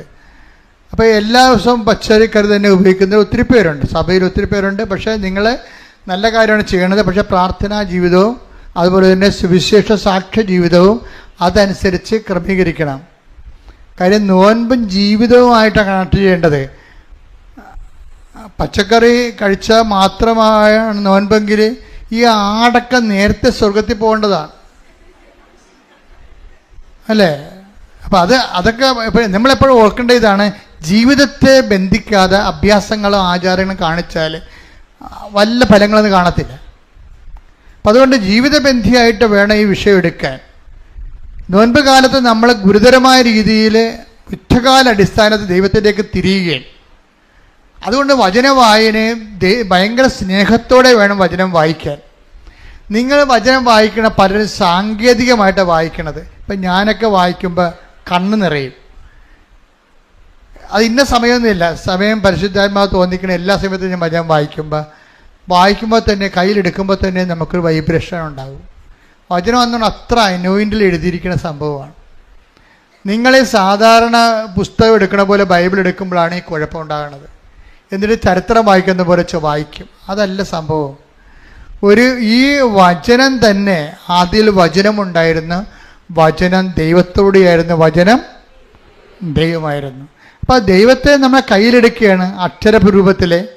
അത് വായിച്ച് ശബ്ദം കൊടുക്കുമ്പോൾ ദൈവം നമ്മോട് സംസാരിക്കുകയാണ് എന്നുള്ള ബോധ്യത്തിൽ നമ്മൾ കൃത്യമായിട്ടാണ് വചനം വായിക്കണമെങ്കിൽ നിങ്ങൾ വചനം എടുക്കുമ്പോൾ തന്നെ വചനം വായിക്കരുത്. ഉടമ്പടിയിൽ അരമണിക്കൂർ വചനവാനയില്ലേ, അരമണിക്കൂർ വചനം അപ്പം തന്നെ എടുക്കുമ്പോൾ തന്നെ വചനം വായിക്കരുത്. എടുത്തിട്ട് 5 മിനിറ്റ് അല്ലെങ്കിൽ 2 മിനിറ്റ് വെറുതെ ഇരിക്കണം, മൗനമായിട്ടിരിക്കണം. എന്താണ്? കർത്താവ് എന്നോട് സംസാരിക്കാൻ പോവുകയാണെന്നുള്ള ഒരു ഒരുക്കം, മാനസിക ഒരുക്കം ഉണ്ടാകണം. കർത്താവ് എന്നോട് ഇപ്പോൾ സംസാരിക്കും. എന്നിട്ട് വേണം നിങ്ങൾ ഇത് വായിക്കാൻ. വായിച്ചു വരുമ്പോൾ ഒരു 2 സെൻറ്റൻസൊക്കെ വായിച്ചിട്ട് ഒരു സ്വർഗസ്ഥനായ പിതാവ് ചെല്ലണം, ഒരു നന്മ നിറഞ്ഞൂറേയും ചെല്ലണം. അപ്പോൾ നമുക്ക് മധ്യസ്ഥ പ്രാർത്ഥന കിട്ടും. എന്നിട്ട് പിന്നെയും വായിക്കണം, പിന്നെ ഒരു സ്വർഗസ്ഥനായ ചെല്ലണം, ഒരു നന്മ നിറഞ്ഞൂറേയും ചെല്ലണം. കാരണം ഈ സ്വർഗസ്ഥനായ പിതാവ് നന്മ നിറഞ്ഞു പറയുക എന്ന് വെച്ചാൽ ഇട്ടിവിട്ട പ്രാർത്ഥനയാണ്, മുഴുവൻ വചനമാണ്. അതിലൊന്നും ഒന്നും തിരിയാനൊന്നുമില്ല. നിങ്ങളെ കസ്തർക്കാൻ വസ്ത്രം കയ്യിൽ നിന്നൊക്കെ ഇട്ട് സ്വയം പ്രേരിത പ്രാർത്ഥന ചെല്ലുമ്പോൾ മുഴുവൻ നിങ്ങളുടെ പ്രാർത്ഥനയല്ലേ, അതിൻ്റെ അകത്ത് ദൈവവചനം ഇരിക്കണേ. പക്ഷെ നന്മ നിറഞ്ഞ മറിയത്തിൽ മുഴുവൻ ദൈവവചനമാണ്, സ്വർഗസ്ഥനായ പിതാവ് മുഴുവനും ദൈവവചനമാണ്. അപ്പോൾ ഇത് നമ്മൾ വചനമായിരിക്കുമ്പോൾ ദൈവവചനം തന്നെ പ്രാർത്ഥനയുടെ ഭാഗമാക്കാൻ നോക്കണം. അപ്പം അത് ദൈവവചനം വായിച്ചു കഴിയുമ്പോൾ പിന്നെ കർത്താവ് തോന്നും സംഭവം നമ്മൾ സീരിയസ് ആണെന്ന് തോന്നിക്കഴിഞ്ഞാൽ കർത്താവ് നമ്മളെ ഇൻട്രാക്ട് ചെയ്യാൻ നോക്കും. നമ്മളുമായിട്ട് നമ്മുടെ ജീവിതമായിട്ട് പോകുന്ന കാര്യങ്ങൾ കർത്താവ് സംസാരിക്കും വചനത്തിലൂടെ. കോടിക്കണക്കിന് മനുഷ്യരോടാണ് കർത്താവ് ഓരോ നിമിഷവും സംസാരിക്കണത്. അവരൊക്കെ ഇടിച്ചു പൊളിച്ച് ജീവിക്കുന്നത് ഈ പുസ്തകം കയ്യിലുള്ളത് കൊണ്ടാണ്. അപ്പം അതുകൊണ്ട് ഉടമ്പടി എന്ന് പറയണത്, പ്രത്യേകിച്ച് നോൻപ് കാലം കൂടി ആകുമ്പോൾ ഇനി വചനം വായിക്കുകയും പ്രാർത്ഥിക്കുകയും. ചിലരിങ്ങനെ ഒറ്റയടിക്ക് ഇങ്ങനെ വായിച്ചു പോകും. ഒറ്റയടിക്ക് വായിക്കണതിന് കുഴപ്പമില്ല, പക്ഷേ അഭിഷേകം ഉണ്ടെന്ന് ഉറപ്പ് വരുത്തണം.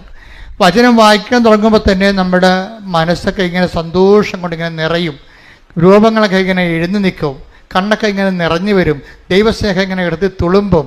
അങ്ങനെ ഒരു സ്റ്റേച്ചറാണെങ്കിൽ കണ്ടിന്യൂ ആയിട്ട് വായിക്കാൻ പറ്റും, അത് തീരണ വരെ വായിക്കാൻ പറ്റും. അങ്ങനെ ഇല്ലെന്നുണ്ടെങ്കിൽ 2 മിനിറ്റ് വായിക്കുക, ഒരു സുഖസ്നേഹത ചെല്ലുക, ഒരു നിറഞ്ഞു ചെല്ലുക, പിന്നെ 2 മിനിറ്റ് വായിക്കുക. അങ്ങനെ വായിച്ച് പോകുമ്പോൾ എപ്പോഴാണ് നമുക്ക് നിർത്താൻ തോന്നുന്നത് അപ്പം നിർത്തിയിട്ട് പോവുക. അല്ലെങ്കിൽ അരമണിക്കൂർ വായിക്കണമെന്നുണ്ട്, ഭാഷ നോക്കി സമയം വായിച്ച്, ആ ഭാഷ നോക്കി സമയം വായിച്ച്, അങ്ങനെ ദൈവത്തിന് കൈയും കാലും കഴിച്ച് ഭീഷണിപ്പെടുത്തരുത്. അതല്ല, അതൊരു വായിക്കുന്ന ഒരു സമയത്ത് 5 മിനിറ്റ് വായിച്ച്, ശ്രദ്ധയോടെ വായിച്ച്, സ്നേഹത്തോടെ വായിച്ചു, ഓവർ. പിന്നെ നമുക്ക് സമയം കിട്ടുമ്പോൾ ഒന്നും പോയി വായിക്കണം. നിങ്ങൾക്ക് അനോയിൻറ്റിങ് ഫീൽ ഉണ്ടെങ്കിൽ മാത്രമേ കണ്ടിന്യൂ ചെയ്യാവൂ, അല്ലെങ്കിൽ നിങ്ങൾ സാങ്കേതിക വായനക്കാരായി പോകും. നിങ്ങൾക്ക് ഫീൽ ചെയ്യുന്നുണ്ടോ, ഓക്കെ ഞാൻ കർത്താവിൻ്റെ കൂടെയാണ്, കർത്താവ് എന്നോട് സംസാരിക്കുന്നുണ്ട്, ഞാൻ കർത്താവിനെ കേട്ടുകൊണ്ടിരിക്കുകയാണ് എന്നൊക്കെ തോന്നുകയാണെങ്കിൽ you can continue the reading. അല്ലെങ്കിൽ നിങ്ങൾ സ്റ്റോപ്പ് ചെയ്തിട്ട് നിങ്ങളുടെ ജോലിക്ക് പോവുക, എന്നിട്ട് ബാക്കിയുള്ളത് പിന്നെ ഒന്ന് ചെയ്യുക, അങ്ങനെ ചെയ്യുക. പക്ഷേ എന്നാൽ ഈ ടച്ച്, വചനത്തോട് ടച്ച് ചെയ്ത് നിൽക്കണം. ഇതെന്ത് സംഭവം എന്നറിയാമോ? നമ്മളിങ്ങനെ ദൈവത്തിൻ്റെ, ഞാൻ പറഞ്ഞ മനസ്സിലാകുന്നുണ്ടല്ലോ അല്ലേ, ഇങ്ങനെ നമ്മൾ ദൈവത്തിൻ്റെ കൂടെയാണെന്ന് ദൈവത്തിന് തോന്നുകയാണ് ഏറ്റവും പ്രധാനപ്പെട്ട കാര്യം. അങ്ങനെ തോന്നിക്കഴിഞ്ഞാലുണ്ടല്ലോ എൻ്റെ മക്കൾ, നിങ്ങളിപ്പോൾ ചിന്തിക്കണത് എന്താണെന്നറിയാമോ? പിന്നെ അച്ഛനിങ്ങനെ പറഞ്ഞു, അച്ഛന് സമയമുണ്ട്, അച്ഛൻ വചനം വായിച്ചാൽ മതി. വീട്ടിൽ എന്തെല്ലാം പ്രശ്നം, മരുമകൾ തന്നെ പ്രശ്നമാണ് അവൾ. പിന്നെ ഉണ്ട് ഇപ്പോൾ അവൾ ബാംഗ്ലൂർ പോയി ആരാണ്ടനെ ലൈൻ അടിച്ചെന്ന് കേട്ടു, ഇനി അതിൻ്റെ പ്രശ്നമാണ്. ഇങ്ങനെ 100,000 അതായത് ബാങ്കിൽ പഠിക്കാൻ വിട്ട മോളെ, അവൾ ലാൽ ബാഗിൽ പോയി എന്താ നമ്പർ കാണിച്ചതെന്നേ പറയണത്. അതെല്ലാം മെസ്സേജ് വന്നിട്ടുണ്ട്, അമ്മ ഇതുകൊണ്ട് വിഷമിച്ചിരിക്കുകയാണ്. അപ്പോഴാണ് അപ്പം കുടിച്ചുകൊണ്ട് വരുന്നത്. ഇങ്ങനെ 100,000 സ്ഥലത്താണ് നമ്മ നിൽക്കണത്. അച്ഛനിങ്ങനെ വായിക്കാൻ പറഞ്ഞാൽ എങ്ങനെ വായിക്കാനാണ്, മുഴുവൻ പിശാചാണ് എന്നതെന്ന് പറയും. ഇതൊക്കെ ഞാൻ സമ്മതിച്ചു. പക്ഷേ നിങ്ങൾ ദൈവത്തിൻ്റെ കൂടെയാണെന്ന് ആദ്യത്തെ തന്ത്രം എന്ന് പറയണത് എന്നുവെച്ചാൽ നടപടി, നിങ്ങൾ ദൈവത്തിൻ്റെ കൂടെയാണെന്ന് ദൈവത്തെ ഒന്ന് ബോധ്യപ്പെടുത്തുന്നതാണ് ആദ്യ നടപടി. ഇപ്പം ഞാൻ അനിത ടോമിയുടെ കാര്യം പറഞ്ഞില്ലേ, അനിത ടോമി കുറച്ച് കഴിഞ്ഞപ്പോൾ കർത്താവിൻ്റെ കൂടെ മാത്രമായി. കർത്താവിനെക്കുറിച്ച് ചിന്തിക്കുന്നു, പരിശുദ്ധ അമ്മയെക്കുറിച്ച് ചിന്തിക്കുന്നു, രോഗികളെക്കുറിച്ച് ചിന്തിക്കുന്നു, അനാഥരെക്കുറിച്ച് ചിന്തിക്കുന്നു, ഭർത്താവും ഭാര്യയും കൂടി ജോലി ശുശ്രൂഷ ചെയ്യുന്നു. അങ്ങനെ അവർ കർത്താവിൻ്റെ ജീവിതം ജീവിക്കാൻ തുടങ്ങിയപ്പോൾ പെട്ടെന്നൊരു ഫോൺ കോൾ. അനിത പറയണേ, ആ ഒറ്റ ഫോൺ കോളിലൂടെ ഞങ്ങളുടെ കുടുംബ പ്രശ്നം മൊത്തം തീർന്നെന്ന്.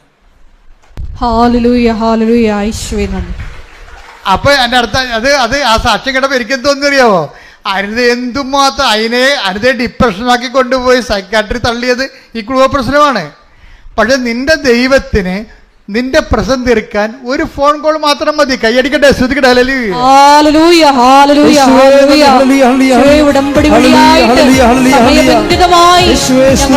കരുണ കാണിക്കുന്ന അവിടുത്തെ സ്നേഹത്തിന് നന്ദി പറയുന്നു. പരിശുദ്ധ പരമദിവ്യകാരണത്തിന്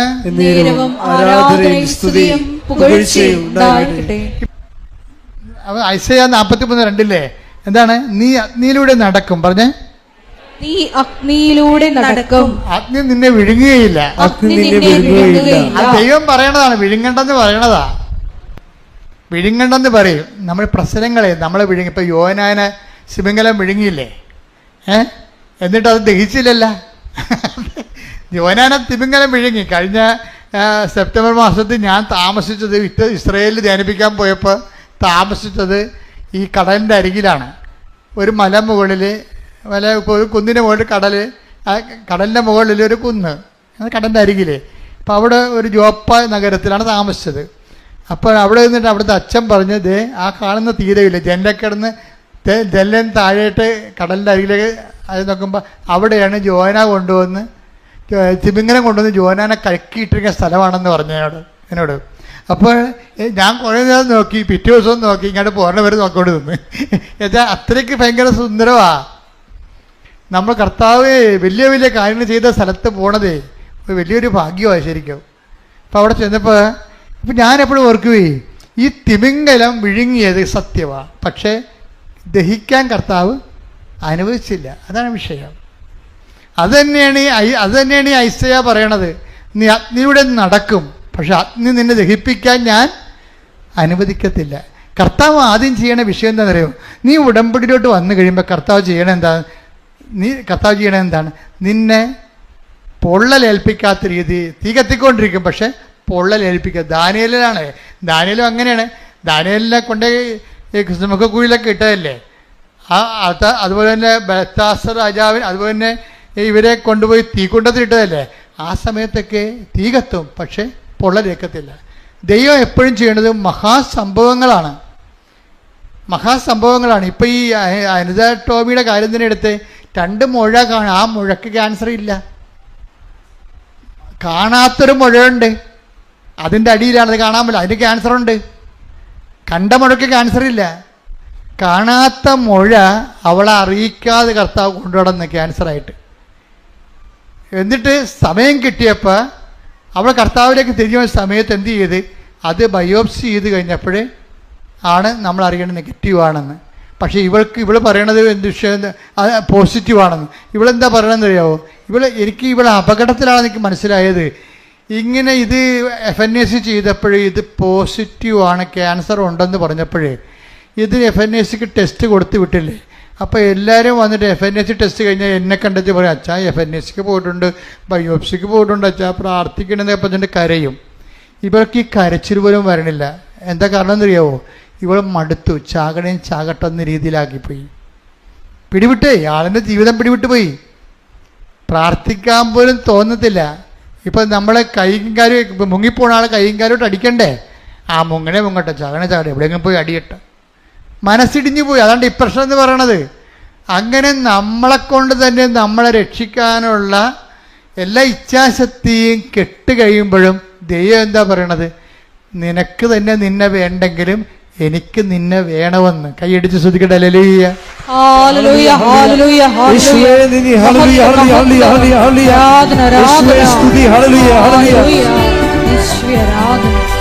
ശുദ്ധ പരമദിവ്യകാരണത്തിന് നേരവും ആരാധനയും സ്തുതിയും പുകഴ്ചയും ഉണ്ടായിരിക്കട്ടെ. എപ്പോഴും നമ്മൾ ശ്രദ്ധിക്കും, ദൈവവിശ്വാസം എന്ന് പറയണത് ഒരു ഭയങ്കര ദൈവാനുഗ്രഹം തന്നെയാണ്. കാര്യം ഇപ്പം നിനക്ക് കടമാണ്, വീട്ടിലാണെങ്കിലും നമുക്കറിയാവില്ല, കടം വന്നു കഴിയുമ്പോൾ മക്കളും ഭാര്യയും എല്ലാം ഈ അപ്പന്മാരെ ഒറ്റപ്പെടുത്തും. അപ്പോൾ അപ്പന്മാർക്ക് തോന്നും വല്ല പാഠം എഴുതി പോയാൽ മതിയായിരുന്നു. അപ്പോൾ അമ്മയും മക്കളും ഒരു പാഠം പഠിക്കുമല്ല.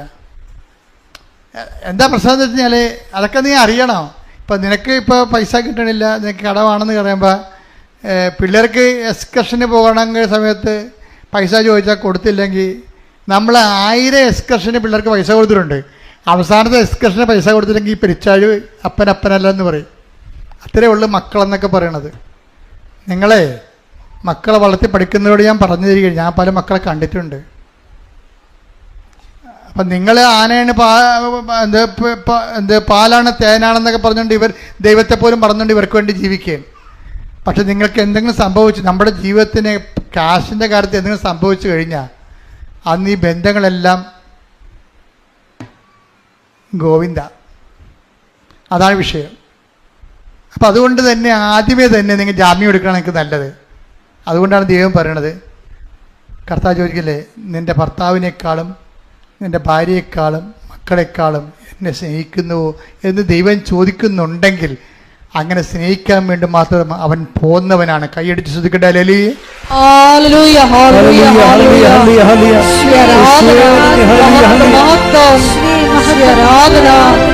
ഈശോയെ പ്രതി എല്ലാം ഉച്ഛിഷ്ടമായി കണക്കാക്കുവാൻ ഈ ആരാധനയിലൂടെ ഞങ്ങൾ അഭിഷേകം ചെയ്യണമേ.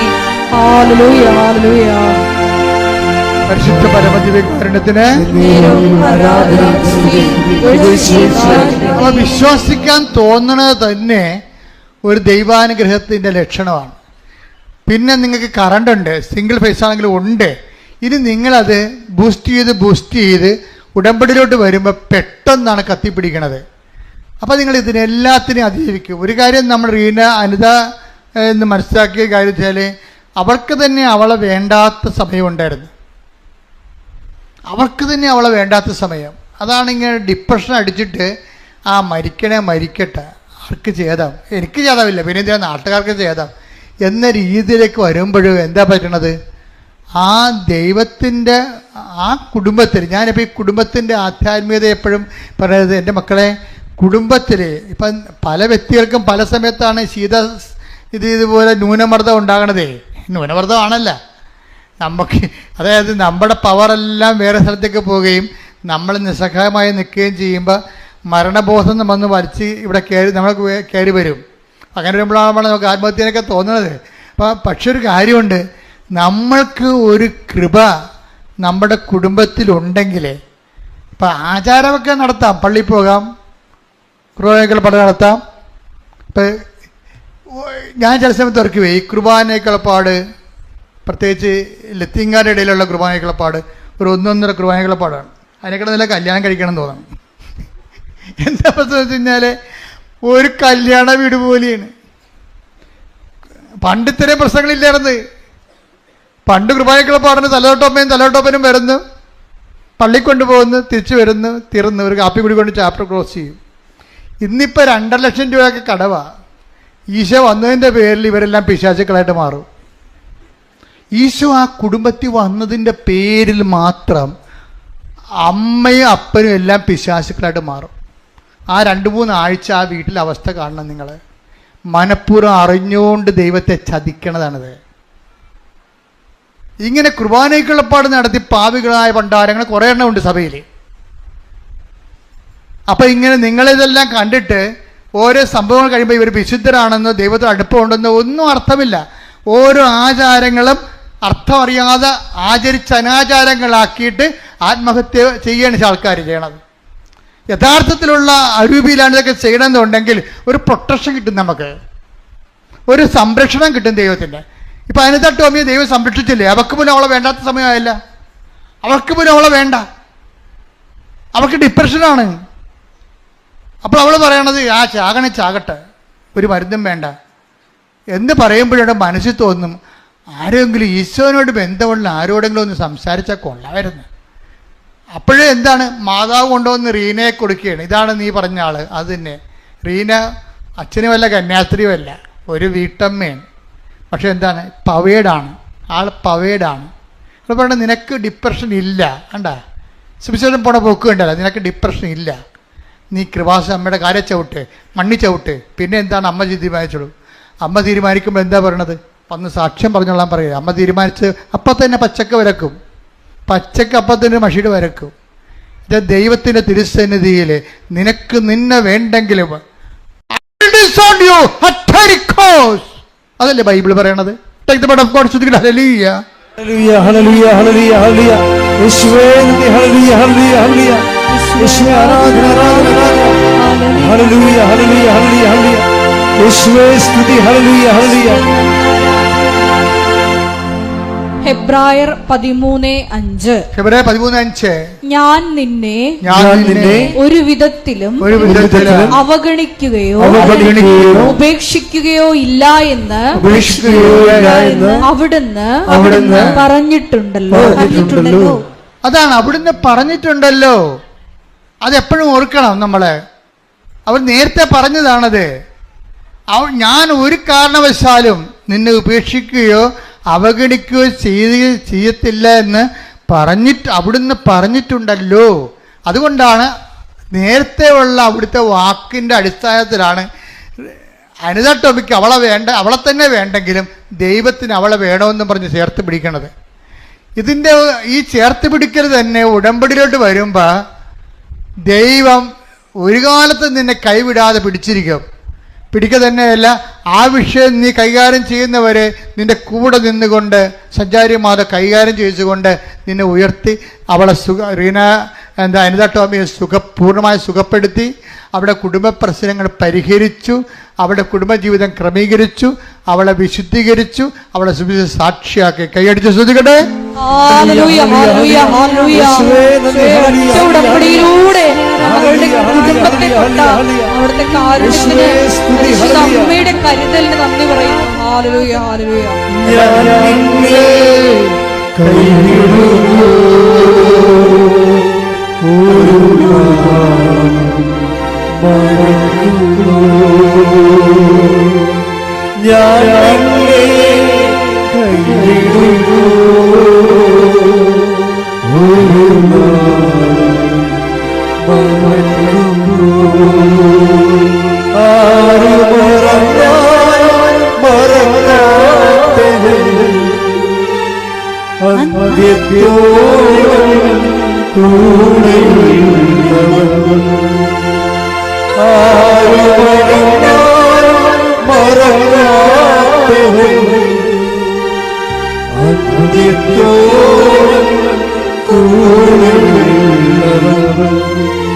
ഞാൻ നിന്നെ കൈവിടുന്നു.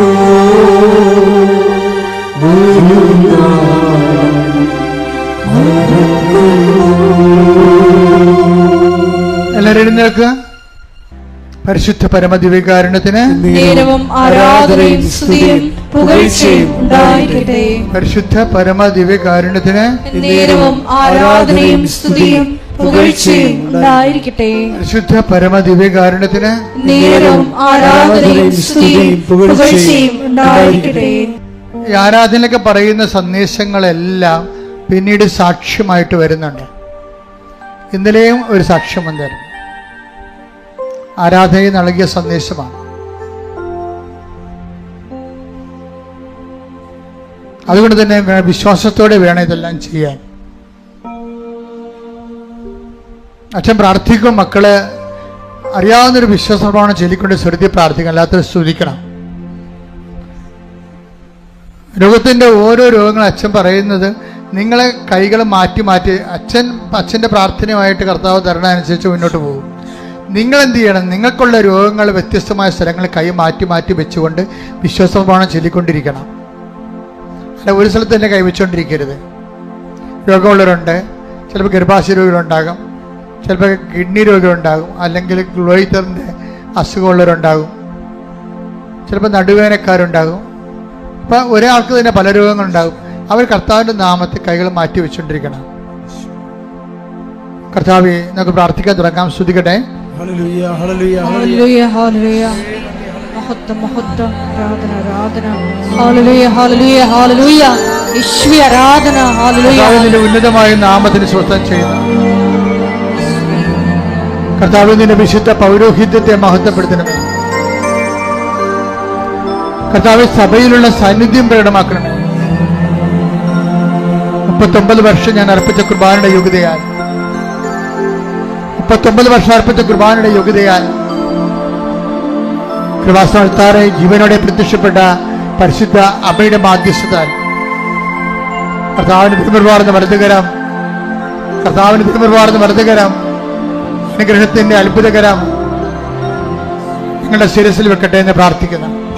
കർത്താവിന് തിരുമുറുവാർന്ന വലതുകരം, അനുഗ്രഹത്തിന്റെ അത്ഭുതകരം, അണിപ്രധാന അത്ഭുതകരം നിങ്ങളുടെ ശിരസിൽ വെക്കണമെന്ന് പ്രാർത്ഥിക്കുന്നു.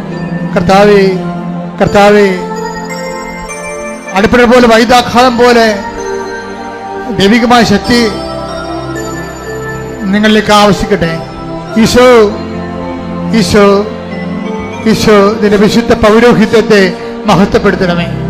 ഉദരരോഗികളെ നീ സുഖപ്പെടുത്തണമേ കർത്താവേ. മഹോരോഗ്യ സുഖപ്പെടുത്തണമേ കർത്താവേ. കരരോഗികളെ സുഖപ്പെടുത്തണമേ കർത്താവേ. ഹൃദയത്തെ സ്പർശിക്കണമേ, ആത്മറിയെ സ്പർശിക്കണമേ കർത്താവേ. ചെണ്ടിട്ടിരിക്കുന്നവരെ സ്പർശിക്കണമേ കർത്താവേ. 5 ഭാഷ ചെയ്തവരെ സ്പർശിക്കണമേ കർത്താവേ.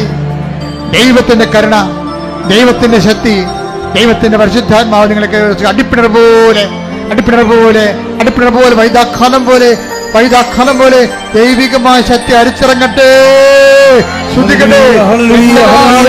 നാമത്തില്, സഭയുടെ അധികാരത്തില്, കുരിശിന്റെ അടയാളത്തില്, നടുവേദനകള്, കിഡ്നി രോഗങ്ങള്, ആമാശയ രോഗങ്ങള്, ചെറിയ രോഗങ്ങള്, പിസ്തോഡിയ രോഗങ്ങള്, പിസ്തുര രോഗങ്ങള്, ഗർഭാശയ രോഗങ്ങള്, അണ്ടാശയ രോഗങ്ങള്, നടുവിന്റെ വേദനകള് യേശു ക്രിസ്തുവിന്റെ നാമത്തില്, യേശു ക്രിസ്തു നാമത്തില് മാറിപ്പോകട്ടെ.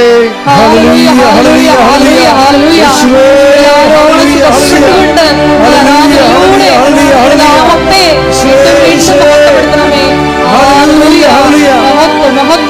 പരിശുദ്ധ പരമ ദിവ്യകാരുണ്യത്തിന് പരിശുദ്ധ പരമ ദിവ്യകാരുണ്യത്തിന് മക്കളെ, അമ്മ മാതാവ് മധ്യസ്ഥ വഹിച്ച മാതാവിന്റെ പ്രത്യക്ഷ ദർശനം നൽകിയ വിശുദ്ധമായ അൾത്താറയിൽ നടക്കുന്ന ആരാധനയിലാണ് ഈ ജീവിത ദുരിതങ്ങൾക്കെതിരെയുള്ള ദൈവികമായ ശാസ്ത്ര പ്രാർത്ഥന നടക്കുന്നതെന്ന് ഓർക്കണം നിങ്ങൾ. എന്നിട്ട് നിങ്ങൾ വിശ്വാസത്തോടെ വേണം പ്രാർത്ഥിക്കാൻ. ഒറ്റ പ്രാർത്ഥന പോലും കൃപാസ്ഥാനത്താരെ പാഴായി പോകത്തില്ല. കാര്യം അതിന്റെ എല്ലാം മുദ്ര വെച്ചിരിക്കണം അമ്മയുടെ പ്രത്യക്ഷീകരണമാണ്. കൈയടിച്ച് സ്തുതിക്കട്ടെ.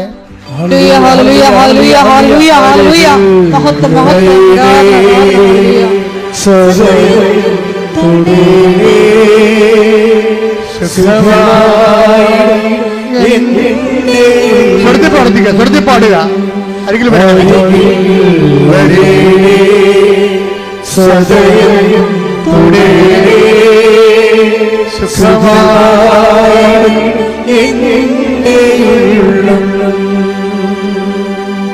എൻ്റെ മക്കളെ, ജോലിയില്ലാത്തവർക്ക് വേണ്ടി അച്ഛൻ പ്രാർത്ഥിക്കാൻ തുടങ്ങുന്നു. ജോലി നഷ്ടപ്പെട്ടവരെ ജോലി കിട്ടുമെന്നുള്ള ഒരു പ്രതീക്ഷയോടുകൂടി ക്യാൻസലാകാത്ത ലിസ്റ്റിൽ ആശ്രയിച്ചുകൊണ്ട് ജീവിക്കുന്നവരുണ്ട്. അവരെ ഇപ്പോൾ ആരാധനയെ സമർപ്പിക്കുന്നു. വിസ ഒത്തുവരാത്തവർ, വിസ നഷ്ടപ്പെട്ടവർ, വിസ പുതുക്കി കിട്ടാത്തവർക്ക് വേണ്ടി പ്രാർത്ഥിക്കുന്ന സമയമാണിത്. ഓരോ യാത്രയ്ക്ക് വേണ്ട, ജോലിക്ക് വേണ്ട രേഖകൾ സമാഹരിക്കുന്ന എല്ലാ വ്യക്തികളെയും ഇപ്പോൾ ഓർക്കുന്നു. അൾത്താറയിലെ യാത്രയ്ക്ക് വേണ്ട, ജോലിക്ക് വേണ്ട രേഖകൾ സമാഹരിക്കുന്നവർ ഓർക്കുന്നു. പരീക്ഷ എഴുതാൻ പോകുന്ന കുഞ്ഞുങ്ങളെ, എഴുതിക്കൊണ്ടിരിക്കുന്ന മക്കളെയും ഓർക്കുന്നു. അൾത്താറയിലെ ഞങ്ങളുടെ കഴിവ് കൊണ്ടല്ല, ദൈവത്തിൻ്റെ കൃപ കൊണ്ട് ഞങ്ങൾ പഠിക്കുന്ന മാത്രം വരുവാനും പഠിക്കുന്നതെല്ലാം പരീക്ഷ പ്രതിഫലിപ്പിക്കുവാനും ദൈവത്തിന് അനന്തമായ കാരുണ്യം മാതാവിന്റെ മധ്യസ്ഥതയ്ക്ക് ലഭിക്കട്ടെ എന്ന് പ്രാർത്ഥിച്ചുകൊണ്ട് ശ്രദ്ധിക്കട്ടെ, ശ്രദ്ധിക്കട്ടെ, ശ്രദ്ധിക്കട്ടെ.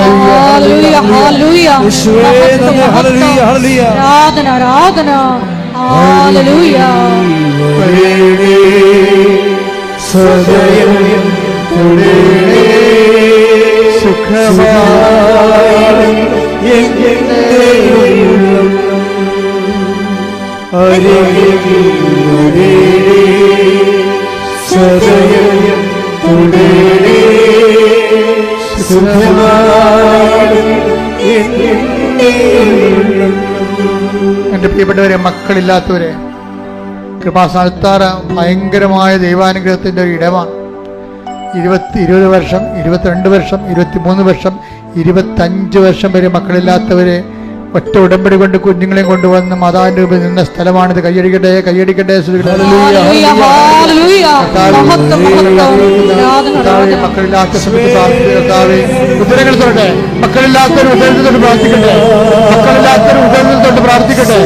കർത്താവിന്റെ ഉന്നതമായ നാമത്തിൽ, സഭയുടെ അധികാരത്തിൽ, കുരിശിന്റെ അടയാളത്തിൽ, ദൈവശക്തിയാൽ മക്കളില്ലാത്തവർക്ക് കർത്താവിന്റെ ഉന്നതമായ നാമത്തിൽ ആണിപ്പെടുത്താറുന്ന അത്ഭുതകാരം ഓരോ മക്കളുടെ അടിവേറെ സ്പർശിക്കട്ടെ.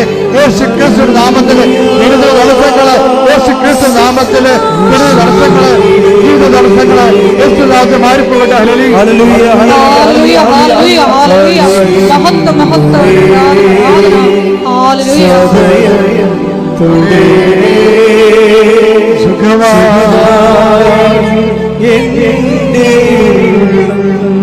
ജോലിക്ക് വേണ്ടി പരിശ്രമിക്കുന്നവരെ, യാത്രയ്ക്ക് വേണ്ടി ഒരുങ്ങുന്നവരെ, സ്ഥല വിൽപ്പന ആഗ്രഹിക്കുന്നവരെ, ജപ്തി നടപടി നേരിടുന്നവരെ, സ്ഥലം വാങ്ങുന്നതിനായി ആഗ്രഹിക്കുന്നവരെ, വീട് വിൽക്കാൻ ആഗ്രഹിക്കുന്നവര്, വീട് പണിയാൻ ആഗ്രഹിക്കുന്നവര്, വഴിക്ക് വേണ്ടി പരിശ്രമിക്കുന്നവര്, അങ്ങനെ എല്ലാ മേഖലകളും കർത്താവിന്റെ കരുണ, മാതാവിന്റെ മധ്യസ്ഥതയില് കർത്താവിന്റെ ശക്തിയാൽ എല്ലാ തടസ്സങ്ങളും മാറാൻ ഇടിമുഴക്കം പോലെ ശ്രദ്ധിക്കട്ടെ.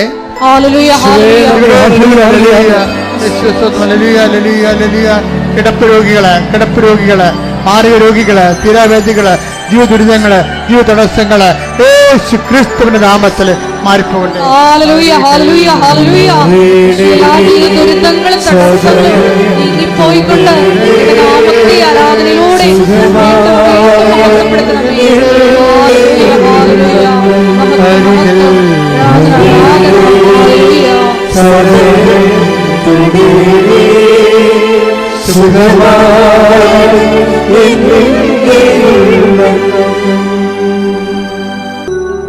രണ്ടറിയിപ്പുകള്. ഒന്ന്,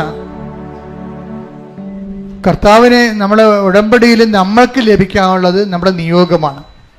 പക്ഷെ ദൈവത്തിന് കൊടുക്കാനുള്ളത് സാക്ഷ്യമാണ്. അതുകൊണ്ട് തന്നെ സാക്ഷ്യം ഒരിക്കലും വെച്ചോണ്ടിരിക്കരുത്. അത് കടമാണ്. പറയപ്പെടാത്ത സാക്ഷ്യം ദൈവദൃശ്യന് കടമായിട്ട് വരും. അതിന് നിന്റെ തരത്തിലുള്ള ഒരു മുട്ടായ യുക്തികളും വിലപ്പോകത്തില്ല. ദൈവത്തിന് അറിയാം കള്ളത്തരമാണെന്നറിയാം. അതുകൊണ്ട് പറഞ്ഞ കടം തീർക്കുക. പക്ഷെ സാക്ഷ്യം പറയാൻ വരുമ്പോൾ ആ സാക്ഷ്യത്തിന് യഥാർത്ഥ കക്ഷിയുടെ വീട്ടിലാണ് അനുഭവിച്ച ആ സാക്ഷ്യത്തിൻ്റെ ആ പറയുന്ന വ്യക്തികൾ വീട്ടിലുണ്ടെങ്കിൽ അവരെ കൂട്ടിക്കൊണ്ടുവരണം. നിങ്ങൾ സാക്ഷ്യം വെടിപ്പായിട്ട് തന്നെ വീട്ടിൽ നിന്ന് എഴുതിയിട്ട് first point, second point, third point അങ്ങ് എഴുതിയിട്ട് ഇവിടെ കൊണ്ടുവന്ന് കാണിക്കണം. അപ്പം നല്ല സാക്ഷ്യങ്ങൾ ഇവിടെ പറയിപ്പിക്കും. നല്ല സാക്ഷ്യങ്ങൾ ആൾക്കാരുടെ വിശുദ്ധീകരണത്തിന് വേണ്ടി അപ്പ് ചെയ്യുകയും ചെയ്യും. രണ്ടാമത്തത് എപ്പോഴും ഞാൻ പറയാറുള്ളതാണ്, കൃപാസനം അച്ഛനോ കൃപാസനമോ ആരെയും പണം സമാഹരിക്കാൻ വേണ്ടി ഏൽപ്പിച്ചിട്ടില്ല. അപ്പം ഞങ്ങളുടെ പേരിൽ ഫേസ്ബുക്കിലെല്ലാം പറഞ്ഞ ഫേക്കാണ്. കൃപാസനത്തിൽ തന്നെ ആർക്കും നിങ്ങൾ ആ സെക്രട്ടറി എന്ന് പറഞ്ഞ വ്യക്തിക്ക് നിങ്ങൾ സംഭാവന ചെയ്യാൻ ഉദ്ദേശിക്കുന്നുണ്ടെങ്കിൽ കൊടുത്തിട്ട് അപ്പം തന്നെ രസീത് വാങ്ങിക്കണം. രസീത് പിന്നെ തരാമെന്ന് പറഞ്ഞാൽ തന്നെ ആ പൈസ പോക്കറ്റിൽ പോയി, കള്ളത്തരവാണ്, അങ്ങേര് ഇതിൻ്റെ ആളല്ല, പൈസ ഉണ്ടാക്കാൻ വേണ്ടി ഇവിടെ വന്ന് ഇരിക്കുകയാണ്, നിങ്ങൾക്ക് മനസ്സിലാക്കിയാൽ മതി. കാര്യം കുറേ പേരൊക്കെ ഇങ്ങനെ ഓരോ കസേരൊക്കെ ഇരിക്കുന്നുണ്ടായിരുന്നു, നമുക്ക് ഈ തിരക്കിൻ്റെ ഇടയിൽ അറിയത്തില്ല. അതുകൊണ്ട് ഭയങ്കര ശ്രദ്ധിക്കണം വിഷയം. അതുപോലെ തന്നെയാണ് അച്ഛൻ വെഞ്ചരിച്ച തിരിയാണെന്നും പറഞ്ഞ് ഈ റോഡെ ചുറ്റിക്കൊണ്ട് നടന്ന് കൊടുക്കുന്നത്. അതൊന്നും അച്ഛൻ വെഞ്ചരിച്ചതല്ല, ഉടമ്പടി തിരി എന്ന് പറഞ്ഞാണ് കൊടുക്കണവർ. ഉടമ്പടി തിരി അല്ലത്, അത് എവിടുന്ന് വേണ്ടി ചന്തയിൽ നിന്ന് വാങ്ങിച്ചിട്ട് അവർ വിതരണം ചെയ്യണതാണ്. അത് വിറ്റ് പോകാൻ വേണ്ടിയാണ് അച്ഛനെ പിടിച്ചവരിൻ്റെ ഇടയ്ക്ക് ഇടുന്നത്. നിങ്ങൾക്കറിയാവില്ല, ഉടമ്പടി നേർച്ച വസ്തുക്കളെല്ലാം കൗണ്ടറിൽ നിന്ന് മാത്രമേ കിട്ടത്തുള്ളൂ.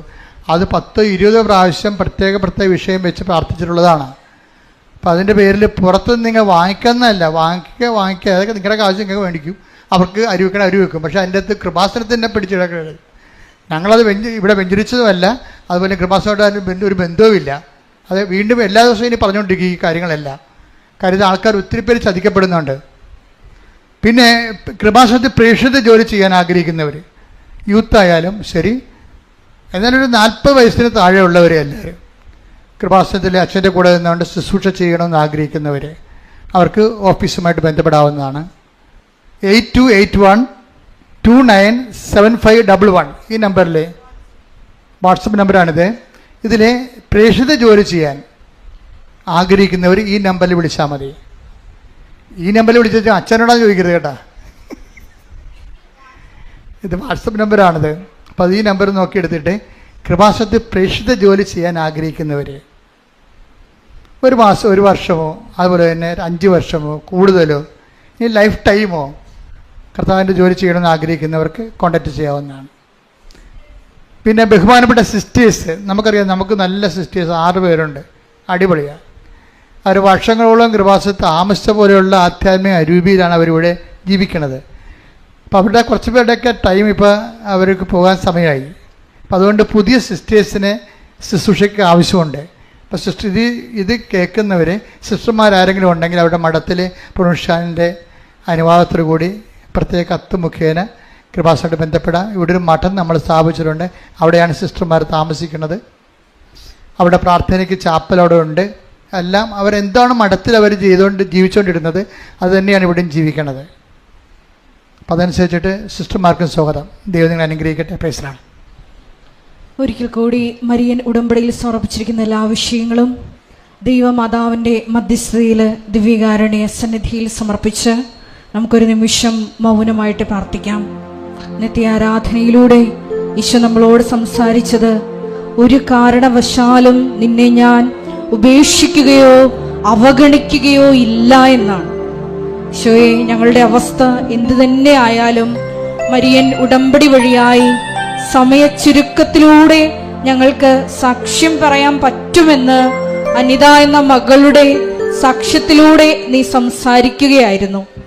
ദൈവമാതാവിന്റെ പ്രത്യേക മധ്യസ്ഥതയിൽ ഞങ്ങളിപ്പോൾ കടന്നു പോകുന്ന എല്ലാ ജീവിത ദുരിതങ്ങളെയും സാക്ഷ്യമാക്കി, പരിശുദ്ധ അമ്മയുടെ പ്രത്യക്ഷീകരണത്തിന്റെ സ്ഥിരം സാക്ഷ്യമാക്കി മാറ്റണമേ എന്ന് പ്രാർത്ഥിച്ചുകൊണ്ട് ബഹുമാനപ്പെട്ട വി.പി. ജോസഫ് അച്ഛനെയും അച്ഛൻ്റെ പ്രത്യേകമായ എല്ലാ മിഷൻ ദൗത്യങ്ങളെയും ആരോഗ്യത്തെയും അൾത്താരയിൽ സമർപ്പിച്ചുകൊണ്ട് നമുക്ക് ശിരസ് നമിച്ച് ദിവ്യകാരുണ്യനാഥന്റെ ആശീർവാദം സ്വീകരിക്കാം.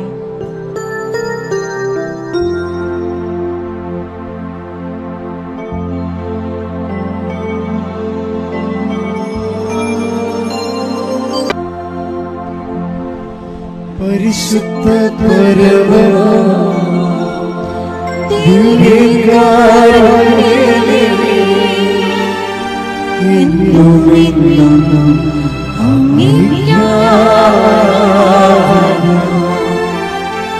പരിശുദ്ധ പരമമാ